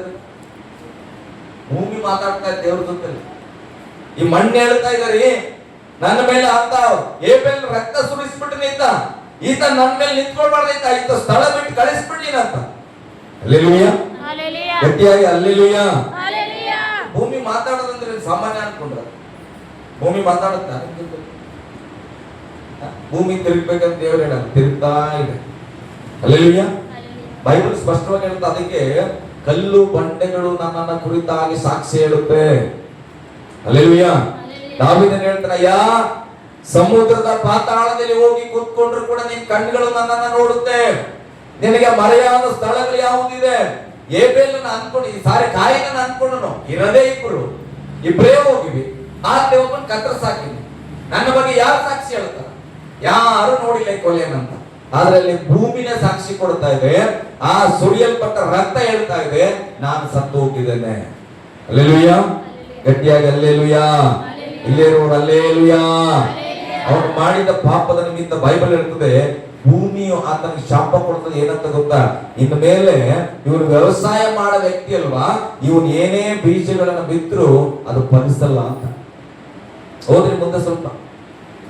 ನೀನು ಭೂಮಿಯನ್ನು ವ್ಯವಸಾಯ ಮಾಡಿದರು ಇದು ಇನ್ನು ಮುಂದೆ ನಿನಗೆ ಫಲಿಸುವುದಿಲ್ಲ. ಭೂಮಿಗೆ ಸಿಟ್ಟು ಬಂದದ. ಈಗ ಭೂಮಿ ಹೇಳ್ತಾ ಇದೆ, ಯಪ್ಪ ಇಷ್ಟ ದಿನ ಬೆಳೆದಿಲ್ಲ ಮಗ ಚೆನ್ನಾಗಿ, ಈಗ ನನ್ನ ಮೇಲೆ ಒಬ್ಬ ಮನುಷ್ಯನ ರಕ್ತ ಸುರಿಸಿದೆ ದೇವರಿಗೆ ಅವಿದ್ಯನಾಗಿ, ಈಗ ನೀನೇನಾದ್ರೂ ಬೀಜ ಬಿತ್ತಿದ್ರೆ ನಾನು ಫಲ ಕೊಡಲ್ಲ ಅಂತ ಹೇಳ್ತದ ಭೂಮಿ. ಹಲ್ಲೆಲೂಯಾ. ಗಟ್ಟಿಯಾಗಿ ಹಲ್ಲೆಲೂಯಾ. ನೀನು ಭೂಮಿಯನ್ನ ವ್ಯವಸಾಯ ಮಾಡುತ್ತಿ, ಆದರೆ ಇದು ಇನ್ನು ಮುಂದೆ ನಿನಗೆ ಫಲಿಸುವುದಿಲ್ಲ. ನೀನು ಭೂಲೋಕದಲ್ಲಿ ಅಲೆಯುವಂತ ದೇಶ ಭ್ರಷ್ಟನಾಗಿರುತ್ತಿ. ತಮ್ಮನನ್ನ ಕೊಂದ ಕಾರಣ ಭೂಮಿ ಕೂಡ ಫಲ ಕೊಡಲ್ಲ. ಕೆಲವು ಸಾರಿ ನಾವು ಅಂದ್ಕೊಳ್ತೇವೆ, ಏನ್ ಕೆಲಸ ಮಾಡಿದ್ರು ಕೈ ಎತ್ತಲ್ಲ, ಏನ್ ಕೆಲಸ ಮಾಡಿದ್ರು ಸಕ್ಸಸ್ ಆಗಲ್ಲ, ಎಲ್ಲಿದ್ರು ಸಮಾಧಾನ ಇರಲ್ಲ. ವಾಕ್ಯ ಹೇಳ್ತದೆ, ದೇವರಿಗೆ ಅವಿದ್ಯನಾಗಿ ನೀನು ನಡೆದ್ರೆ ಭೂಮಿನೇ ಫಲ ಕೊಡಲ್ಲ. ಹಲ್ಲೆಲೂಯಾ. ಗಟ್ಟಿಯಾಗಿ ಹಲ್ಲೆಲೂಯಾ. ನನಗೆ ದೇವರು ಮಾತಾಡಿದ್ರೆ ಒಂದು ತೆಸಲೋನಿಕದಲ್ಲಿ ನಾನು ಪ್ರಾರ್ಥಿಸುವಾಗ, ಅರಸು ಮತ್ತೊಬ್ಬರ ಕೆಲಸದಲ್ಲಿ ತಲೆ ಹಾಕದೆ ನಿನ್ನ ಕೆಲಸನ ನೀನು ಮುಚ್ಕೊಂಡು ಮಾಡು ಅಂತ. ಹಲ್ಲೆಲೂಯಾ. ದೇವರು ನನಗೆ ಹೇಳಿದ್ದೇನೆ ಗೊತ್ತಾ, ಮತ್ತೊಬ್ಬರ ಕೆಲಸದಲ್ಲಿ ನೀನು ತಲೆ ಹಾಕ್ಬೇಡ. ನಿನ್ನ ಕೆಲಸ ಏನೋ ಅದನ್ನ ಕ್ರಮವಾಗಿ ಮಾಡು. ಮತ್ತೊಬ್ಬರ ಸೇವೆಯಲ್ಲಿ ತಲೆ ಹಾಕ್ಬೇಡ. ನಿನ್ನ ಸೇವೆ ಏನೋ ಅದನ್ನ ನೀನ್ ಮಾಡು. ದಶಮನಿಕ ಪತ್ರಿಕೆಯಲ್ಲಿ ಹೇಳ್ತದ, ಮತ್ತೊಬ್ಬರ ಕೆಲಸಗಳಲ್ಲಿ ಮೂಗು ತೂರಿಸದೆ ನಿಮಗೆ ಕೊಡಲ್ಪಟ್ಟಂತ ಕೆಲಸವನ್ನ ಕ್ರಮವಾಗಿ ಮಾಡ್ರಿ ಅಂತ.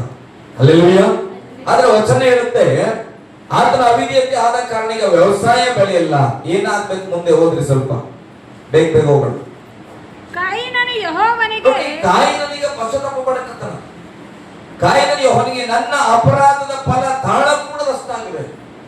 ಸ್ವಾಮಿ, ನನ್ನ ಅಪರಾಧ ಸಹಿಸ್ಕೊಳಕ್ ಭೂಮಿ ಫಲ ಕೊಡಲ್ಲ ಅಂದ್ರೆ ತಿಂತೀಯೇನು? ಈ ಪದ ಅರ್ಥ ಮಾಡ್ಕೊಳ್ಬೇಕು. ನೀನ್ ಬೀಜ ಬಿತ್ತುತ್ತೀಯ, ಅದು ಬೆಳೆಯಲ್ಲ ಅಂದ್ರೆ ಒಟ್ಟಿಗೆ ತಿಂತೀಯ. ಭೂಮಿ ಅಂದ್ರೆ ಏನ್ ಇಷ್ಟಾಗಲ್ಲ ಮಾತ್ರನ, ಈ ಪ್ಲಾಟ್ ಅಲ್ಲಿ ಅಂತಲ್ಲ. ಭೂಮಿ ಅಂದ್ರೆ ಇದು ಭೂಮಿ. ಭೂಮಿ ಬಿತ್ತದೆ, ಎಲ್ಲಿ ಬಿತ್ತುತ್ತೀವಿ ನೀವು? ಭೂಮಿ ನಿನಗೆ ಫಲಸಲ್ಲ ಅಂದ್ರೆ ಉಣ್ತೀಯೇನು? ಅದಕ್ಕೆ ಅವ್ನಿಗೆ ಅರ್ಥ ಆಗ್ತಾ ಇದೆ, ನನಗಿರುವ ಶಾಪ ಸಣ್ಣದಲ್ಲ, ಇದು ಬಹಳ ದೊಡ್ಡದು, ಇದನ್ನು ತಾಳಕ್ ಆಗ್ತಾ ಇಲ್ಲ. ನೀನು ಇವತ್ತು ನನ್ನನ್ನ ಸ್ವದೇಶದಿಂದ ಹೋಗು ಅಂತ ಹೇಳ್ತಾ ಇದೆಯಲ್ಲ, ನಿನ್ನ ಸಾನ್ನಿಧ್ಯ ತಪ್ಪಿ ಹೋಯ್ತು. ಕಾಯಿನ ಹೇಳ್ತಾನೆ, ದೇವರ ಸಾನ್ನಿಧ್ಯ ಈಗ ತಪ್ಪಿ ಹೋಗಿದೆ. ಆದ ಕಾರಣ ನಾನು ಮಾಡಿದ ತಪ್ಪಿಗೆ ಜನ ನನ್ನ ಕಂಡಲ್ಲಿ ಕೊಂದಾಕ್ಬಿಡ್ತಾರ ಅಂತ. ಹಲ್ಲೆಲೂಯಾ. ಗಟ್ಟಿಯಾಗಿ ಹಲ್ಲೆಲೂಯಾ. ಕಾಯಿನನು ತಪ್ಪು ಮಾಡಿದ್ರು, ತಪ್ಪು ಮಾಡಿದ ನಿಮಿತ್ತ ಇತನಿಗೆ ಅರ್ಥ ಆಗ್ತಾ ಇದೆ, ನನ್ನನ್ನ ನೋಡುವ ಜನರಿಗೆ ನನ್ನನ್ನು ಸಾಯಿಸ್ತಾರ ಅಂತ. ಅದಕ್ಕೆ ದೇವರು ಏನ್ ಮಾಡಿದ್ರು, ಕಾಯಿನನ ಮೇಲೆ ಒಂದು ಕರುಣೆ ತೋರಿಸಿದ್ರು. ಹೇಳ್ರಿ, ಕರುಣೆ ತೋರಿಸಿದ್ರು. ಏನ್ ಕರುಣೆ ಅಂದ್ರೆ, ಕಾಯಿನನ್ನ ಯಾರು ಕೊಲೆ ಮಾಡಬಾರ್ದು. ಕಾಯಿನನ್ನ ಯಾರಾದ್ರೂ ಕೊಂದು ಹಾಕಿದ್ರೆ ಅವ್ರಿಗೆ 7ರಷ್ಟು ಶಿಕ್ಷೆ ಆಗ್ತಂತ ದೇವರು ಹೇಳಿದ್ರು. ಇದರಲ್ಲಿ ದೇವರು ಹೃದಯ ಅರ್ಥ ಮಾಡ್ಕೊಳ್ಬೇಕು. ಕಾಯಿನನ ತಪ್ಪು ಮಾಡಿದ್ದಾನೆ, ಆದ್ರೂ ಬದುಕುವ ಒಂದು ಚಾನ್ಸ್ ಕೊಡ್ತಾ ಇದ್ದಾನೆ. ಭೂಮಿಯ ಮೇಲೆ ಕೊಲೆ ಆಗೋದು ದೇವರ ಉದ್ದೇಶ ಅಲ್ಲಪ್ಪ. ಇದೆ ನರ ಹತ್ಯೆ ಮಾಡಬಾರದು ಅಂತ ಬೈಬಲ್ ಹೇಳ್ತದೆ ಆಜ್ಞೆಗಳಲ್ಲಿ. ಅದಕ್ಕೆ ದೇವರು ಹೇಳ್ತಾನ, ಈಗೇನು ಅಪ್ಪಿತಪ್ಪು ಒಂದು ನರಹತ್ಯೆ ಆಗಿದೆ, ಮತ್ತೊಬ್ಬ ಕಾಯಿನನ್ನ ಕೊಂದ್ರೆ ಕಾಯಿನನ್ನ ಕೊಂದವನಿಗೂ ಶಿಕ್ಷೆ ಕೊಡಬೇಕು. ಒಬ್ಬರನ್ನೊಬ್ರು ಕೊಲೆ ಮಾಡ್ತಾ ಹೋದ್ರೆ ದೇವ್ರ ಚಿಂತೆಯಲ್ಲಿ ನೆರವೇರ್ತದೆ ಅಂತೇಳಿ ದೇವ್ರು ಹೇಳ್ತಾನ, ಕಾಯಿನನ್ನ ಯಾರು ಕೊಲ್ಲಕ್ ಕೊಡೋದು, ಯಾರಾದ್ರೂ ಅವನನ್ನ ಕೊಂದ್ರೆ 7ರಷ್ಟು ಶಿಕ್ಷೆ ಅಂತ. ಹಲ್ಲೆಲೂಯಾ. ಈಗ ಕಾಯಿನನ್ನು ಆ ಸ್ಥಳವನ್ನ ಬಿಟ್ಟು ಬೇರೆ ಕಡೆ ಹೋಗಿ ಬದುಕ್ತಾನ. ಚೆನ್ನಾಗಿ ಅರ್ಥ ಮಾಡ್ಕೊಡ್ರಿ. ಕಾಯಿನನಿಗೆ ಆಲ್ರೆಡಿ ಆಗಬೇಕಾದ ಶಿಕ್ಷೆ ತಪ್ಪಿದೆ. ಕಾಯಿನನ್ನ ಯಾರಾದ್ರೂ ಕೊಂದ್ರೆ 7ರಷ್ಟು ಶಿಕ್ಷೆ ಅಂತ ಹೇಳಿದ್ರು. ಇದು ಹಬ್ಬ. ಕಾಯಿನನು ಯಾಕೆ ಈ ಮಾತು ಬಂದಿದೆ ಅಂತ ತನ್ನ ಮಕ್ಕಳಿಗೆ ಕಲಿಸಲ್ಲ. ಚೆನ್ನಾಗಿ ಜಾಗೃತಿಯಾಗಿರ್ಬೇಕು ಪ್ರೇರೆ. 17ನೇ ವಚನ ಓದ್ರಿ ಸ್ವಲ್ಪ. ಕಾಯಿನನು ತನ್ನ ಹೆಂಡತಿಯನ್ನು ಕೂಡಲು ಅವಳು ಗರ್ಭಿಣಿಯಾಗಿ ಹನೋಕನನ್ನು ಹೆತ್ತಳು. ಯಾರನ್ನ ಹೆತ್ತಳು? ಹನೋಕನನ್ನು. ಯಾರಿಗ? ಹನೋಕ ಅಂದ್ರೆ ಯಾರು? ಇದೆ ಯಾರು? ಕಾಯಿನನ ಮಗನು. ಕಾಯಿನನ ಹನೋಕನನ್ನೇ ಎತ್ತಳು. ಪಾಸ್ಟ್ರಮ್ಮ ಬಿಟ್ಟು ಬೇರೆ ಯಾರಾದ್ರೂ ಹೇಳ್ಬೋದು. ಇದು ಯಾರಪ್ಪ? ಹನೋಕನ್ ಅಂದ್ರೆ ಏನಾಗ್ತದೆ? ನಮ್ಗೆ ನೆನಪು ಬರ್ತದೆ ದೇವ್ರ. ಆಮೇಲೆ ದೇವರೊಟ್ಟಿಗೆ ಅನನ್ಯತೆಯಲ್ಲಿಗೆ ಮೇಲಕ್ಕೆ ಎತ್ತಲ್ಪಟ್ಟವನು. ಈಗ ಕಾಯಿನನು ಹೆಂಡತಿ ಕೂಡಲು ಅವ್ರಿಗೊಂದು ಗಂಡು ಮಗು ಹುಟ್ಟಿದೆ. ಆತನ ಹೆಸರು ಹನೋಕನು ಅಂತ. ಇವನು ಎತ್ತಲ್ಪಟ್ಟನ? ಭ್ರಷ್ಟ ಇದ್ದ. ಈ ಹನೋಕನ್ ಯಾರು? ದೇವರ ನಂಬಿಗಸ್ತನಲ್ಲ. ಹೇಳಿ ಗಟ್ಟಿಯಾಗಿ, ದೇವರ ನಂಬಿಗಸ್ತನಲ್ಲ. ಈತನು ದೇವರಿಗೆ ಅವಿಧೇಯನಾದ ಹನೋಕ. ನೀವ್ ಹೇಳುವ ಹನೋಕನು ಬೇರೆ, ಈ ಹನೋಕನು ಬೇರೆ. ಹಲ್ಲೆಲೂಯಾ. ಮುಂದೆ ನಾನು ಕ್ಲಾರಿಟಿ ಮಾಡ್ತಾನೆ. ಇವನು ಕಾಯಿನನಿಗೆ ಹುಟ್ಟಿದ ಹನೋಕನು ದೇವರಿಗೆ ಅಂತ ಸಾಧ್ಯನೇ ಇಲ್ಲ. ಮನುಷ್ಯರಲ್ಲಿ 2 ಪಂಗಡ ಆಗಿದ್ದು ಯಾವಾಗ ಗೊತ್ತಾ? ಕಾಯಿನನು ಯಾವಾಗ ಏಬೇಲನನ್ನ ಕೊಂದನೋ ಅವಾಗ 2 ವಿಂಗಡಣೆ ಆಗ್ತದೆ. ಒಂದು ಒಳ್ಳೆ ಜನಾಂಗ, ಒಂದು ಕೆಟ್ಟ ಜನಾಂಗ. ಈಗ ಕಾಯಿನನು ಒಬ್ಬನೇ ಇದ್ದಾನೆ. ಕಾಯಿನನ ಕುಟುಂಬದಲ್ಲಿ ಮಕ್ಕಳು ಹುಟ್ಟುತ್ತಾ ಇದ್ದಾರೆ. ಬೈಬಲ್ ಹೇಳ್ತದೆ, ಕಾಯಿನನು ಒಂದು ಮಗುವನ್ನೇ ಎತ್ತನು, ಆತನಿಗೆ ಹನೋಕ್ ಅಂತ ಹೆಸರಿಟ್ಟನು. ಅವ ಇದ್ದು ಊರಿಗೂ ಅದೇ ಹೆಸರಿಟ್ಟನು. ಬರ್ತದ ವಚನ ಓದ್ರಿ ಮುಂದೆ. ಇದರಲ್ಲಿ ಕಾಯಿನನು ಒಂದು ಊರನ್ನು ಕಟ್ಟಿ ಅದಕ್ಕೆ ಹನೋಕ ಎಂದು ಮಗನ ಹೆಸರಿಟ್ಟನು. ಸಿದ್ದಾವಿಪುರ ಅಲ್ಲ, ರಾಮಪ್ಪನ ನಗರ, ಸಿದ್ದಪ್ಪನ ಕೆರೆ, ಇವರ ಅಪ್ಪಂದು ಸ್ತೋತ್ರ. ಒಂದಿಷ್ಟು ಅಗಲ ಪ್ಲಾಟ್ ಹಾಕ್ಬಿಟ್ರೆ ನಾವ್ ಏನ್ ಮಾಡ್ತದವೆ? ಅರಸು ನಗರ ಅಲ್ಲ, ದೇವ್ರು ಕೊಟ್ಟಮ್ಮ. ನಾವೇನ್ ಮಾಡ್ತೀವಿ? ನಮ್ದೇ ಭೂಮಿ ಅಂತ ಹೆಸರಿಡ್ತಾ ಇದ್ವು. ಹಂಗೆ ಇವನು ಏನ್ ಮಾಡಿದ್ನು? ಒಂದು ಊರು ಕಟ್ಕೊಂಡ ಇವನಿಗೆ ಬೇಕಾದದ್ದು ಈಗ ತನ್ನ ಮಗನ ಹೆಸರು ಇಟ್ಬಿಟ್ಟನು ಅನೋಕನ ಊರು. ಅನೋಕ ಊರ ಹೆಸರೇ ಅನೋಕ. ಹಲ್ಲೆಲೂಯಾ. ಮುಂದೆ ಹೋಗೋಣ ಹಾಗೆ. ಹನೋಕನಿಂದ ಇರಾದನು ಹುಟ್ಟಿದನು. ನೋಡ್ರಿ, ಅನೋಕನಿಂದ ಯಾರು ಹುಟ್ಟಿದ್ರು? ಇರಾದನು ಹುಟ್ಟಿದ್ರು. ಆಮೇಲೆ ಇರಾದನು ಮಹಾಯಾಯೇಲನನ್ನು ಪಡೆದನು. ಮಹಾಯಾಯೇಲನು ಮೆತೂಸೆಲನನ್ನು ಪಡೆದನು. ಮೆತೂಸೆಲನು ಲೇಮೆಕನನ್ನು ಪಡೆದನು. ಓಕೆ, ಮುಂದೆ ಬೈಬಲ್ ಓದ್ಕೊಂಡು ಹೋಗ್ಬಿಡ್ಬೇಡ್ರಿ ನೀವು. ಮತ್ತೊಮ್ಮೆ ಅನೋಕನ ಬಗ್ಗೆ ಚಿಂತೆ ಮಾಡ್ಬಿಡ್ರಿ, ನಾನು ಹೇಳ್ತೇನೆ ನಿಮಗೆ, ಇದು ಮಿಸ್ ಮಾಡ್ಕೋಬೇಡ್ರಿ. ಕಾಯಿನನಿಗೆ ಅನೋಕ ಹುಟ್ಟಿದ್ರು. ಅನೋಕನಿಂದ ಯಾರು ಹುಟ್ಟಿದ್ರು? ಇರಾದನು ಹುಟ್ಟಿದ್ರು, ಮೇಸೆಲನು ಹುಟ್ಟಿದ್ರು, ಮೆತೂಸೆಲನು ಹುಟ್ಟಿದ್ರು, ಲೇಮೆಕನನ್ನು ಪಡೆದನು. ಓಕೆ, ಇದುವರೆಗೆ ಏನೇನ್ ನೋಡಿದ್ರಿ? ಮೊದಲು ಮಾಡಿದ ಪಾಪ ನೋಡ್ರಿ ಆದಾಮ ಅವಳು, ಮೊದಲು ಮಾಡಿದ ಕೊಲೆಯನ್ನ ನೋಡಿದ್ರಿ ಕಾಯಿನನ್ ಮಾಡಿದ್ರು, ಮೊದಲು ಮಾಡಿದಂತ ಆ ಭೂಮಿಯಲ್ಲಿ ರಕ್ತ ಸುರಿದನ್ನು ನೋಡಿದ್ರಿ. ಮೊದಲನೇದಾಗಿ ಆತನ ಏನ್ ಮಾಡ, ನಾನ್ ಕಾವಲ್ಗಾರನ ದೇವ್ರಿಗೆ ಪ್ರಶ್ನೆ ಹಾಕಿದ್ರು, ನನ್ನೇನೇನ್ ತಮ್ಮನ ಕಾಯಿಗೆ ಇಟ್ಟಿದ್ಯಾ ಅಂತ. ಈಗ 19ನೇ ವಚನ, ದೇವರು ಆದಾಮನ್ನ ಸೃಷ್ಟಿ ಮಾಡಿದಾಗ ಆದಾಮನ್ಗೋಸ್ಕರ ಯಾರನ್ನ ಸೃಷ್ಟಿ ಮಾಡಿದ್ರು? ಅವಳನ್ನ. ಏನ್ ಅವ್ವಂದ್ರನ್ನ? ಅರ್ಥ ಆಗಿದೆ ಪದ? ಅವಳನ್ನ ಅಂದ್ರೆ ಒಬ್ಬಳು, ಅವ್ವಂದ್ರನ್ನ ಅಂದ್ರೆ ಇಬ್ರು, 3, 4 ಆಗ್ಬೋದು. ಅದು ದೇವ್ರ ಚಿತ್ತ ಇಲ್ಲ. ಆದಾಮನ ಒಬ್ಬನನ್ನ ಸೃಷ್ಟಿ ಮಾಡಿ ಆದಾಮನ್ಗೆ ಸಹಕಾರಿಗೆ ಒಬ್ಬ ಹೆಂಡತಿಯನ್ನು ಸೃಷ್ಟಿ ಮಾಡಿದ್ರು. ಒಂದು ಆಮೇಲೆ ಹೇಳ್ರಿ. ಇಲ್ಲಿ ನೋಡೋಣ, ಈಗ ಮೊದಲನೇ ಸಾರಿ ದೇವರ ಒಂದು ಆಜ್ಞೆಗಳನ್ನ ಮೀರುವ ಸನ್ನಿವೇಶಕ್ಕೆ ಬಂದ್ರಿ. 19ನೇ ವಚನ ಹೋದ್ರಿ.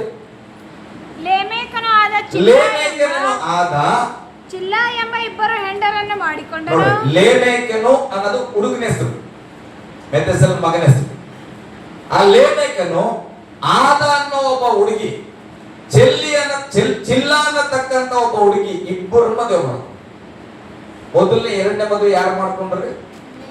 ಲೇಮೆಕನ್ ಮಾಡ್ಕೊಂಡ್ರು. ನೆನ್ಪಿಟ್ಕೋಬೇಕು.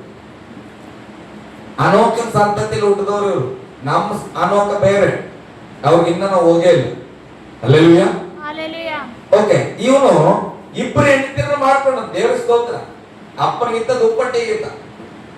ಅಪ್ಪ ಹೇಳ್ಕೊಟ್ಟಿಲ್ಲ ನಾನು ಯಾಕೆ ಬದುಕಿನಿ, ನಾನು ಯಾವಾಗ ಸಾಯ್ಬೇಕಾಯಿ ನಂಗೆ ಹೇಳ್ಕೊಟ್ಟಿಲ್ಲ ತಾತ. ನಾನು ಅವಾಗ ಸಾಯ್ಬೇಕಾಯ್ತು, ದೇವ್ರ ಕೃಪೆಯಿಂದ ನಾನು ಬದುಕಿನಂತ ಕಲಿಸಿಲ್ಲ. ಮೊಮ್ಮಕ್ಕಳ ಜೀವಿತದಲ್ಲಿ ಏನಾಗ್ತದೆ? ಪಾಪದಲ್ಲೇ ಹೋಗ್ತಾ ಇದಾರ. ಇವನು ಇಬ್ಬರು ಹೆಂಡತಿಯರನ್ನ ಮಾಡ್ಕೊಂಡು ನಾವು ದೇವರ ಸ್ತೋತ್ರ. ಮುಂದೆ ಹೇಳ್ರಿ, ಓದ್ರಿ.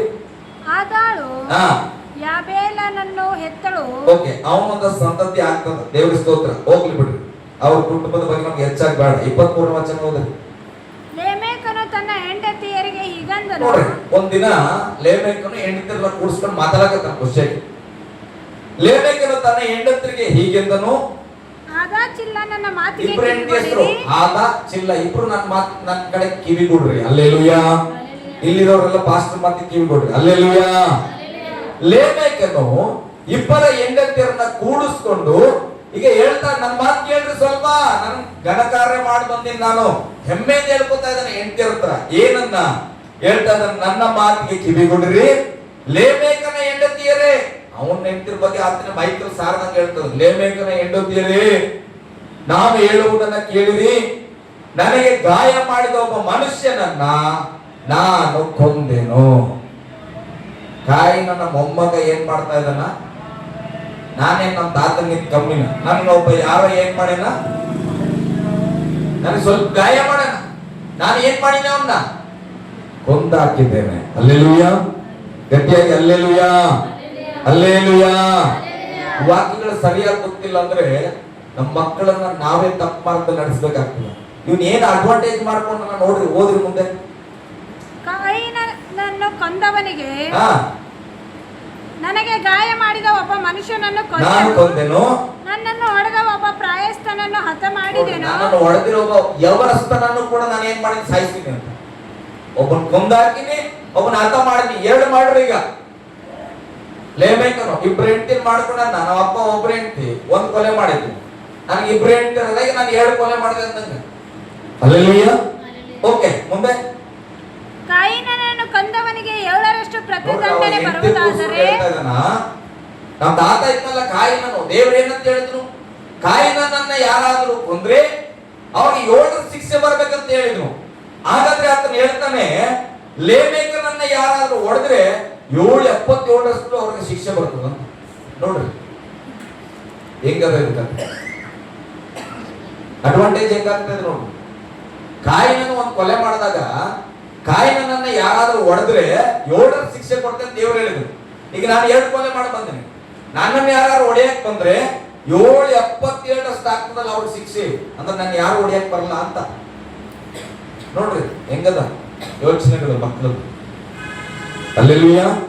ಅಂದ್ರೆ ಅರ್ಥ ನಾವು ಅಪ್ಪ ತಪ್ಪು ಮಾಡಿದಾಗ ಯಾರು ಏನು ಮಾಡಿಲ್ಲ ನನಗೇನ್ ಮಾಡ್ತಾರೆ, ನಮ್ಮ ಅಜ್ಜಿ ತಪ್ಪು ಮಾಡಿದಾಗ ಏನ್ ಮಾಡಿಲ್ಲ ನನಗೇನ್ ಮಾಡ್ತಾರೆ. ಸಂತತಿ ಪ್ರಕಾರ ಏನ್ ಮಾಡ್ತಾ ಇದಾವೆ, ಒಬ್ಬರು ಮಾಡಿದ್ದನ್ನ ನೋಡಿ ಅಡ್ವಾಂಟೇಜ್ ಮಾಡ್ಕೊಳ್ತಾ ಇದ್ದಾರೆ. ಆಗಿನ ಕಾಲದಾಗೆ ನಮ್ಮ ತಾತ ಏನೇನೋ ಮಾಡ್ಯಾನ, ನಾವೇ ಮಾಡ್ತೇವೆ. ಅಲ್ಲೇಲುಯ್ಯ, ಗಟ್ಟಿಯಾಗಿ ಅಲ್ಲೇಲುಯ್ಯ. ಇದು ಕಾಯಿನನ ಸಂತತಿ ಪ್ರೇಮ. ಕಾಯಿನನ ಸಂತತಿ ಮನ ತಿರುಗಿಲ ಹೋಯ್ತು. ಏನಾಗ್ತದೆ, ಒಂದಕ್ಕೊಂದು ಪಾಪದ ಮೇಲೆ ಪಾಪ ಮಾಡ್ಕೊಂಡು ಅವ್ರು ಹೆಚ್ಚಿನ ಪಾಪದಲ್ಲೇ ಹೋಗ್ತಾ ಇದ್ದಾರೆ. 25ರ ವಚನ ಈಗ ಓದೋಣ, ನಮ್ ಕಡೆಗೆ ಬರೋಣ. ಆದಾಮನು ತಿರುಗಿ ತನ್ನ ಹೆಂಡತಿಯನ್ನು ಕೂಡಲು. ಈಗ ಯಾರು ಇವರು? ಆದಾಮ, ಕಾಯಿನಂತಲ್ಲ, ಕಾಯಿನವರ ಅಪ್ಪ ಇವರು. ಆದಾಮನು ತನ್ನ ಹೆಂಡತಿ ಅಂದ್ರೆ ಅವಳನ್ನ ಕೂಡಲು ಆಕೆ ಗಂಡು ಮಗುವನ್ನು ಎತ್ತು ಕಾಯಿನನ್ನು ಕೊಂದು ಹಾಕಿದ ಹೇಬೇಲನಿಗೆ ಬದಲಾಗಿ ದೇವರು ನನಗೆ ಬೇರೆ ಸಂತಾನವನ್ನು ನೇಮಿಸಿದನು. ಬದಲಾದ ಒಂದು ಸಂತತಿ ಕೊಟ್ಟರು ಅಂತ ಹೇಳಿ ಸೇತ್ ಅಂತ ಹೆಸರು. ಅಲ್ಲೆಲುಯ್ಯ. ಈ ಸೇತನ ಸಂತತಿಯಲ್ಲಿ ಹುಟ್ಟಿದವ ನಮ್ಮ ಅನೋಕ, ಹಾರಿ ಹೋಗುವ ಮೇಲೆ. ಕಾಯಿನ ಸಂತತಿಯಲ್ಲೂ ಅನೋಕ ಅದನ್ನ, ಏಬೇಲ್ನ ಸೇತ್ ಸಂತತಿಯಲ್ಲೂ ಅನೋಕ ಅದನ್ನ. 2 ಹೆಸರು ಒಂದೇ. ಆ ಅನೋಕನು ದೇವರ ಅವಿದ್ಯತೆಯಲ್ಲಿ ಇದ್ದಾನೆ. ಆದ್ರೆ ಇಲ್ಲಿ ಸೇತ್ ಸಂತತಿಯಲ್ಲಿ ಹುಟ್ಟ ಮುಂದೆ ವಚನ ಹೇಳ್ತದೆ, ಸೇತನ ಸಹ ಮಗನನ್ನು ಪಡೆದನು, ಅವನಿಗೆ ಎನೋಸ್ ಎಂಬ ಹೆಸರಿಟ್ಟನು.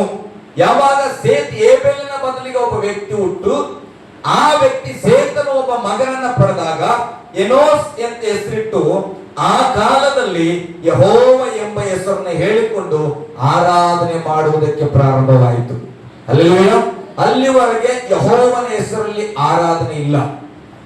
ಈಗ ಎನೋಸ್ ಅಂತ ಹೆಸರಿಟ್ಟ ಮೇಲೆ ಆಮೇಲೆ ಅವರು ಪ್ರಾರ್ಥನೆ ಪ್ರಾರಂಭ ಮಾಡ್ತಾ ಇದ್ರೆ ಸರ್ವಶಕ್ತನಾದ ಯೆಹೋವ ದೇವರಿಗೆ ಆರಾಧನೆ ಪ್ರಾರಂಭವಾಯಿತು. ಅಲ್ಲೆಲೂಯಾ. ಏಬೇಲನ ಬದಲಿಗೆ ಮತ್ತೊಬ್ಬ ವ್ಯಕ್ತಿ ಹುಟ್ಟುವವರೆಗೂ, ಆ ಸಂತತಿ ಬೆಳೆಯುವವರೆಗೂ ದೈವಿಕತ್ವದಲ್ಲಿ ಹೋದ ವ್ಯಕ್ತಿಗಳು ಒಬ್ಬರು ಇಲ್ಲ. ಎಲ್ಲರೂ ಬರೀ ಪಾಪದಲ್ಲೇ ಹೋಗ್ತಾ ಇದ್ದಾರೆ. ನಾನ್ ನಿಮ್ಮ ಬಳಿಯಲ್ಲಿ ಹೇಳುವಂತ ಸಂಗತಿ ಏನು ಗೊತ್ತಾ, ಪುರಾತನ ಕಾಲದಿಂದ ಪಾಪದಲ್ಲೇ ನಮ್ಮ ಕುಟುಂಬಗಳು ಬಂದಿರಬಹುದು, ಶಾಪದಲ್ಲೇ ನಮ್ಮ ಕುಟುಂಬಗಳು ಬಂದಿರಬಹುದು, ಸಾಲದಲ್ಲೇ ಬಂದಿರಬಹುದು, ರೋಗದಲ್ಲೇ ಬಂದಿರಬಹುದು. ಆದ್ರೆ ಇವತ್ತು ಆ ಕೊಂದು ಹಾಕಲ್ಪಟ್ಟಂತ ಏಬೇಲನಿಗೆ ನಮ್ಮ ಮನೆಯಲ್ಲಿ ಕಳೆದು ಹೋದ ಭಕ್ತಿಗೆ ಬದಲಾಗಿ ನಾನು ಭಕ್ತಿ ಇಡ್ತೇನಪ್ಪ. ನಮ್ಮ ಕುಟುಂಬದಲ್ಲಿ ಕಳೆದೋಗಿದ ನಂಬಿಕೆ ಅನ್ನೋದಿಲ್ಲ, ನಾನು ಹೊಸದಾಗಿ ನಂಬಿಕೆ ಇಡ್ತೇನೆ ಅಂತೇಳಿ ಒಂದು ಹೊಸ ನಂಬಿಕೆಯಲ್ಲಿ, ಹೊಸ ದೇವರ ಪ್ರಾರ್ಥನೆಯಲ್ಲಿ ಬಂದಿಲ್ಲ ಅಂದ್ರೆ ನಮ್ಮ ಜೀವಿತ ಬರೀ ಪಾಪದಲ್ಲೇ ಹೋಗ್ತಾ ಇರುತ್ತೆ. ಅಲ್ಲೆಲೂಯಾ. ಗಟ್ಟಿಯಾಗಿ ಅಲ್ಲೆಲೂಯಾ. ಅವಾಗ ದೇವರ ಆರಾಧನೆ ಪ್ರಾರಂಭವಾಗುತ್ತೆ. ಅದಾದ್ಮೇಲೆ ನಾವು ನೋಡ್ತೇವೆ, ಎನೋಷನ 5ನೇ 9ನೇ ವಚನ ಓದ್ರಿ. 6ನೇ ವಚನದಿಂದ ಎನೋಷನನ್ನ ಪಡೆದನು. ಓಕೆ, 9ನೇ ವಚನ.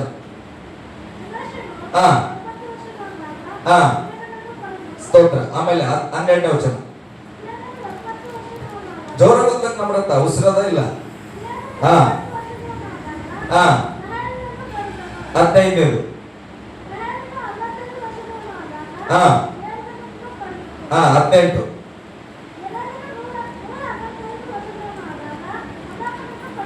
ಯಾರನ್ನು ಪಡೆದನು? 21ನೇ ವಚನ.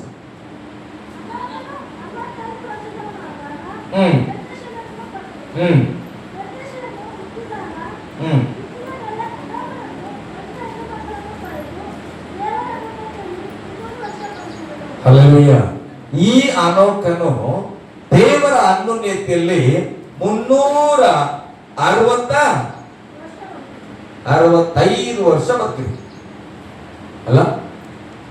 ಈ ಅನೋಕನ ಜೀವಿತ ನೋಡುವಾಗ ದೇವರ ಅನ್ಯೋನ್ಯತೆಯಲ್ಲಿ ಬದುಕಿದ ಕಾರಣ ದೇವರವನ್ನ ಪ್ರೀತಿಯಿಂದ ತಾನು ಆ ಅನೋಕನಿಗೆ ಮರಣವನ್ನೇ ಬರಮಾಡದೆ ಆತನು ಎತ್ತಲ್ಪಟ್ಟನು ಎಂಬುದಾಗಿ ನಾವು ನೋಡ್ತೇವೆ. ಹಲ್ಲೆಲೂಯಾ. ಗಟ್ಟಿಯಾಗಿ ಹಲ್ಲೆಲೂಯ. ಆ ಅನೋಕನ ಬೇರೆ, ಆ ಅನೋಕ ಅನ್ನೋ ಊರು ಬೇರೆ, ಈ ಅನೋಕನ ಬೇರೆ. ಈತನು ಆದಾಮ ಅವಳಿಗೆ ಏಬೇಲನಿಗೆ ಬದಲಾಗಿ ಹುಟ್ಟಿದ ಸೇತ್ ಸಂತತಿಯವನು. ಆ ಅನೋಕನು ಕಾಯಿನನ ಸಂತತಿಯವನು. ಅವನ ಸಂತತಿ ಬರೀ ಪಾಪದಲ್ಲೇ ಹೋಯ್ತು. ಹಲ್ಲೆಲೂಯ. ಇಲ್ಲಿ ಅನೋಕನೇ ಹೇಳ್ತದ ವಚನ, ದೇವರ ಅನುನಯದಲ್ಲಿ ಇದ್ದಿದ್ದಕ್ಕೆ ತಲೆ ಎತ್ತದ ಮಾತ್ರ ಅಲ್ಲ, ಅನೋಕನೇ ಎತ್ಕೊಂಡು ಹೋಗ್ಬಿಟ್ರು ದೇವರು. ದೇವರ ನಮ್ಮ ಸ್ತೋತ್ರವಾಗಿ. ಹಲ್ಲೆಲೂಯ. ಗಟ್ಟಿಯಾಗಿ ಹಲ್ಲೆಲೂಯ. ಇವತ್ತು ನಾನು ಕೇಳ್ತೇನೆ, ನಮ್ಮ ಜೀವಿತವನ್ನ ನಾವು ಹೇಗೆ ಆಯ್ಕೆ ಮಾಡ್ತಾ ಇದ್ದೇವೆ? ನಾವು ಹೇಗೆ ಆಯ್ಕೆ ಮಾಡ್ತಾ ಇದ್ದೇವೆ? ನಾವ್ ಅಪ್ಪನೇ ಡಿಗ್ಗಿ ಜಗಳ ಮಾಡಂದ್ರಿ, ಅವನ್ ಮುಟ್ಟಾಗಿಲ್ಲ ನಮ್ಮ ಅಪ್ಪಂಗ, ನಾನು ಹಂಗೆ. ಹಲ್ಲೆಲೂಯ. ನಮ್ಮನ್ನ ಆ ಕಾಲದಾಗೆ ಯಾರು ಕೆಣಕಿಲ್ಲ, ನಾವು ಹಂಗೆ ಇರ್ಬೇಕಾ, ಬದಲಾಗ್ಬೇಕಾ? ಹಲ್ಲೆಲೂಯ. ಗಟ್ಟಿಯಾಗಿ ಹಲ್ಲೆಲೂಯ. ಭೂಮಿ ಸಾಕ್ಷಿ ಕೊಡೋದನ್ನ ಮರ್ತೋಗ್ಬಿಡ್ರಿ. ನಾನು ಇಲ್ಲಿ ನಿಂತು ವಾಕ್ಯ ಹೇಳ್ತಾ ಇದ್ದೇನೆ, ನಾವೆಲ್ಲ ಒಂದಿನ ಪರಲೋಕಕ್ಕೆ ಹೋಗ್ತೇವೆ, ನಾನು ನಂಬುತ್ತೇನೆ. ಒಂದು ಆಮೇಲೆ ಹೇಳಿ. ಪರಲೋಕಕ್ಕೆ ಹೋದಾಗ ನಿಮ್ ಪಾಸ್ಟರ್ ನಿಮಗೆ ಚೆನ್ನಾಗಿ ವಾಕ್ಯ ಹೇಳಿದ್ನ ಅಂತ ಕೇಳ್ತಾರ ಅಂತ ಇಟ್ಕೊಡ್ರಿ ದೇವ್ರು. ನೀವ್ ಯಾರಿಗೆ ಹೇಳಿಲ್ಲ ಅಂತ ಇಟ್ಕೊಡ್ರಿ, ಏನಪ್ಪ ನಂಗೆ ಗೊತ್ತಿಲ್ಲ, ನಾವು ಚರ್ಚೆಗೆ ಹೋಗಿಲ್ಲ ಅಂದ್ರೆ ಸುಮ್ಮನೆ ಎಕ್ಸಾಂಪಲ್. ಈ ಕೂಲರ್ ಬಂದ್ ಸಾಕ್ಷಿ ಹೇಳ್ತು, ಅರಸು ವಾಕ್ಯ ಹೇಳಿದ್ದು ನಾನು ಕೇಳಿಸ್ಕೊಂಡು. ಹಲ್ಲೆಲೂಯ. ಅಲ್ಲಿ ಭೂಮಿ ಏಬೇಲ್ ರಕ್ತ ಸುರಿದಿದ್ದನ್ನು ಹೇಳ್ತದಲ್ಲ, ನಾನು ಪ್ರಸಂಗ ಮಾಡಿದ ದೇವ್ರು ಹೇಳಲ್ಲ. ಹಲ್ಲೆಲೂಯ. ಗಟ್ಟಿಯಾಗಿ ಹಲ್ಲೆಲೂಯ. ಹಾಗೆ ನಾನು ನಿಮ್ಮನ್ನು ಬೈದಿದ್ದನ್ನು ಕೂಡ ಈ ಭೂಮಿ ಹೇಳ್ತದೆ, ಬರೀ ಒಳ್ಳೆದೇ ಹೇಳಲ್ಲ. ಭೂಮಿ ಏನ್ ಮಾಡ್ತದೆ? ಕೆಟ್ಟದನ್ನು ಕೂಡ ಹೇಳ್ತದೆ. ಹಾಗಾದ್ರೆ ನಾವು ನಮ್ಮನ್ನು ಎಚ್ಚೆತ್ತುಕೊಳ್ಬೇಕು. ನಮ್ಮ ಜೀವನನ ದೇವರು ಪ್ರತಿದಿನ ಗಮನಿಸುವವನಾಗಿದ್ದಾನೆ. ಆದ್ರೂ ಒಂದ್ ಮಾತು ಕೇಳ್ತಾನೆ, ಏನಂತ? ಕಾಯಿನನ್ ಕೇಳ್ದಂಗ, ಕಾಯಿನನ್ನೇ ಏಬೇಲ್ ಎಲ್ಲಿ ಕೇಳ್ದಾಗ್ಲೂ ಉತ್ಸಾಹ ಆಗ್ಬೇಕು ನಾವು, ಇದು ಗೊತ್ತದ ಅಂತ. ದೇವ್ರಿಗೆ ಗೊತ್ತಿದೆ, ಏನ್ ಮಾಡ್ಬೇಕು ನಾವು? ಸ್ವಾಮಿ ಗೊತ್ತಿಲ್ಲದೆ ನಾನು ಕೊಂದಾಕ್ಬಿಟ್ಟೆ, ಕ್ಷಮಿಸ, ಮುಗಿದು ಹೋಗ್ತಿದ್ ಕಾಯಿನ ಕಥೆ ಅವಲ್ಲ. ಆದ್ರೆ ಅವನು ನನಗೇನು ಗೊತ್ತ, ನಾನಲ್ಲ ನೀನಲ್ಲ, ಬರೀ ಇದು ಮಾತಾಡುವಾಗ ಕಾಯಿನನ್ನ ದೇವರು ಏನ್ ಮಾಡಿದ್ರು? ಶಾಪ ಕೊಟ್ಟು ಆತನ ಭೂಮಿಯಲ್ಲಿ ಬೆಳೆ ಬೆಳೆಯದಂತೆ ಮಾಡಿಕೊಂಡರು. ಇವತ್ತು ನಾನು ಹೇಳುವಂತ ಸಂಗತಿ ನಾನು ಹೇಳ್ತೇನ್ರಿ, ನಮ್ಮ ಜೀವಿತದಲ್ಲಿ ಹಿಂಗೇ ಬಂದ್ರಿ ಇಂದಿನ ವರ್ಷಗಳು, ತಲತಲಾಂತರಗಳು, ಮುದ್ದಾಂತ ಏನೋ ಇರಲಿ, ಇವತ್ತು ನಾವು ಒಂದು ಹೊಸ ನಂಬಿಕೆಗೆ ಬರ್ತೇನಪ್ಪ, ಒಂದು ಪ್ರೀತಿಯಲ್ಲಿ ನಾನು ಬರ್ತೇನೆ, ದೇವರ ಪ್ರೀತಿಯಲ್ಲಿ ಅನುನ್ನತಿಯಲ್ಲಿ ಬರ್ತೇನೆ ಎಂಬುದಾಗಿ ನಾವು ಬರುವುದಾದ್ರೆ, ದೇವರ ಅನುನ್ನತಿಯಲ್ಲಿ ನಾವಿದ್ರೆ ನಮ್ಮ ತಲೆ ಯಾವತ್ತೂ ತಕ್ಕಲ್ಪಡುವುದಿಲ್ಲ. ಹಲ್ಲೆಲೂಯ. ಗಟ್ಟಿಯಾಗಿ ಹಲ್ಲೆಲೂಯ. ಇನ್ನೊಂದು ವಚನ ಓದೋಣ. ಇಬ್ರಿಯದವರಿಗೆ ಬರೆದ ಪತ್ರಿಕೆಗೆ ಬಂದ್ರಿ, ಸ್ವಲ್ಪ ಕೊನೆ ವಚನ ನಾನು ಮುಗಿಸ್ತೇನೆ.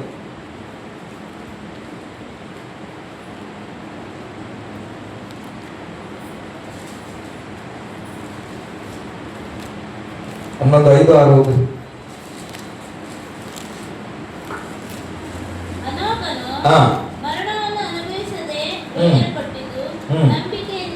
ನೋಡ್ರಿ, ಅನೋಕನು ಮರಣವನ್ನ ಅನುಭವಿಸದೆ ಒಯ್ಯಲ್ಪಟ್ಟದ್ದು ನಂಬಿಕೆಯಿಂದಲೇ.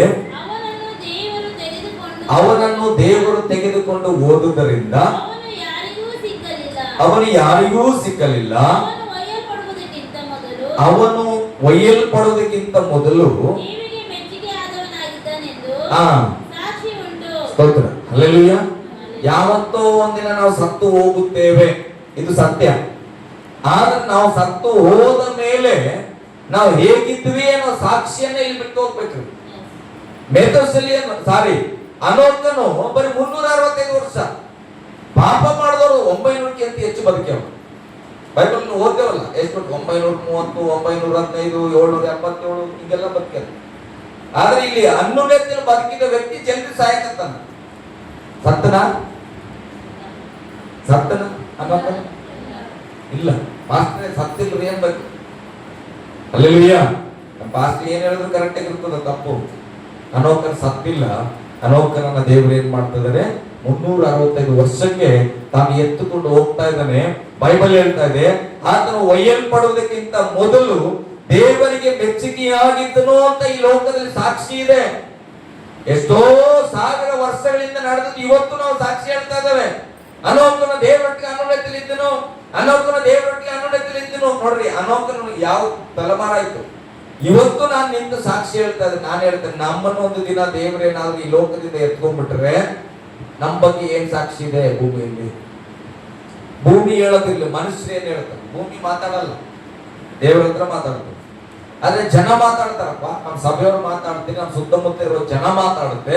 ಆ ಜನ ನಾವು ಈ ಲೋಕವನ್ನ ಮುಗಿಸಿ ಹೋದ್ಮೇಲೆ ನಮ್ಮ ಬಗ್ಗೆ ಏನ್ ಮಾತಾಡುತ್ತೆ ಅದನ್ನ ಒಂದು 5 ನಿಮಿಷ ನಮ್ಮ ಹಾಸಿಗೆ ಮೇಲೆ ನೆನಪು ಮಾಡಿಕೊಂಡ್ರೆ ನಮ್ಮ ಜೀವನ ಬದಲಾಗುತ್ತೆ. ಅಲ್ಲೇಲುಯ್ಯ, ಗಟ್ಟಿಯಾಗಿ ಅಲ್ಲೇಲುಯ್ಯ. ಓಕೆ, ಮುಂದೋದ ಬಗ್ಗೆ ಸ್ವಲ್ಪ. ಆದರೆ ಆದ್ರೆ ನಂಬಿಕೆ ಇಲ್ಲದೆ ದೇವರನ್ನು ಮೆಚ್ಚಿಸೋದು ಅಸಾಧ್ಯ. ಸಾಕ್ಷಿ ಉಂಟು ಮಾಡ್ತೇನೆ, ಸಾಕ್ಷಿ ಇಟ್ಟು ಹೋಯ್ತೇನೆ, ನಾನು ಸಾಧಿಸಿ ಹೋಯ್ತೇನೆ, ದೇವರ ಮೇಲೆ ನಂಬಿಕೆನೇ ಇಲ್ಲ ಅಂದ್ರೆ ನೀನ್ ಸಾಧಿಸೋದು ಅಲ್ಲೇ ಇದೆ.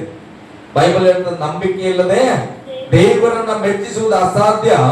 ದೇವರ ಬಳಿಗೆ ಬರುವವನು ದೇವರಿದ್ದಾನೆ ಮತ್ತು ತನ್ನನ್ನ ಹುಡುಕುವವರಿಗೆ ಪ್ರತಿಫಲವನ್ನ ಕೊಡುತ್ತಾನೆ ಅಂತ ನಂಬೋದು ಅವಶ್ಯವಾಗಿದೆ. ಈಗ ಇಲ್ಲಿ ಬರೋಕ್ಕಿಂತ ಮುಂಚೆ ನಾವು ನೆನಪಿಡಬೇಕು, ಸಭೆ ಬರುವಾಗ ದೇವರಿದ್ದಾನ ಅಂತ ನಂಬಬೇಕು. ಅದೇ ಮೊದಲನೇ ನಂಬಿಕೆಯಲ್ಲ ಏನೋ ಮಾಡಕತ್ತೀವಿ, ಸರ್ಕಸ್ ಮಾಡಕತ್ತೀವಿ. ಅಲ್ಲೇಲುಯ್ಯ, ಗಟ್ಟಿಯಾಗಿ ಅಲ್ಲೇಲುಯ್ಯ. ಮೊದಲು ಏನ್ ಮಾಡ್ಬೇಕ್ರಿ? ದೇವರಿದ್ದಾನ ಅಂತ ನಂಬಬೇಕು, ಅದು ಫಸ್ಟ್ ಮೆಚ್ಚಿಕೆ. ಆಮೇಲೆ ಬೈಬಲ್ ಹೇಳ್ತದೆ, ತನ್ನನ್ನು ಹುಡುಕುವವರಿಗೆ ಪ್ರತಿಫಲ ಕೊಡ್ತಾನೆ. ಯಾರು ಪ್ರತಿಫಲ ಕೊಡ್ಬೇಕು ನಮ್ಮ ಜೀವಿತದಲ್ಲಿ? ದೇವರು ಕೊಡ್ಬೇಕು. ದೇವರು ಕೊಟ್ಟರೆ ಅದು ಶಾಶ್ವತವಾಗಿರುತ್ತದಂತ ವಚನ ಹೇಳ್ತದೆ. ಅದನ್ನ ನಂಬುವುದು ಅವಶ್ಯವಾಗಿದೆ ಎಂಬುದಾಗಿ ನಾವು ಎದ್ದು ನಿಂತ್ಕೊಳ್ಳೋಣ ಕರ್ತನ ಸನ್ನಿಧಿಯಲ್ಲಿ ಸ್ವಲ್ಪ.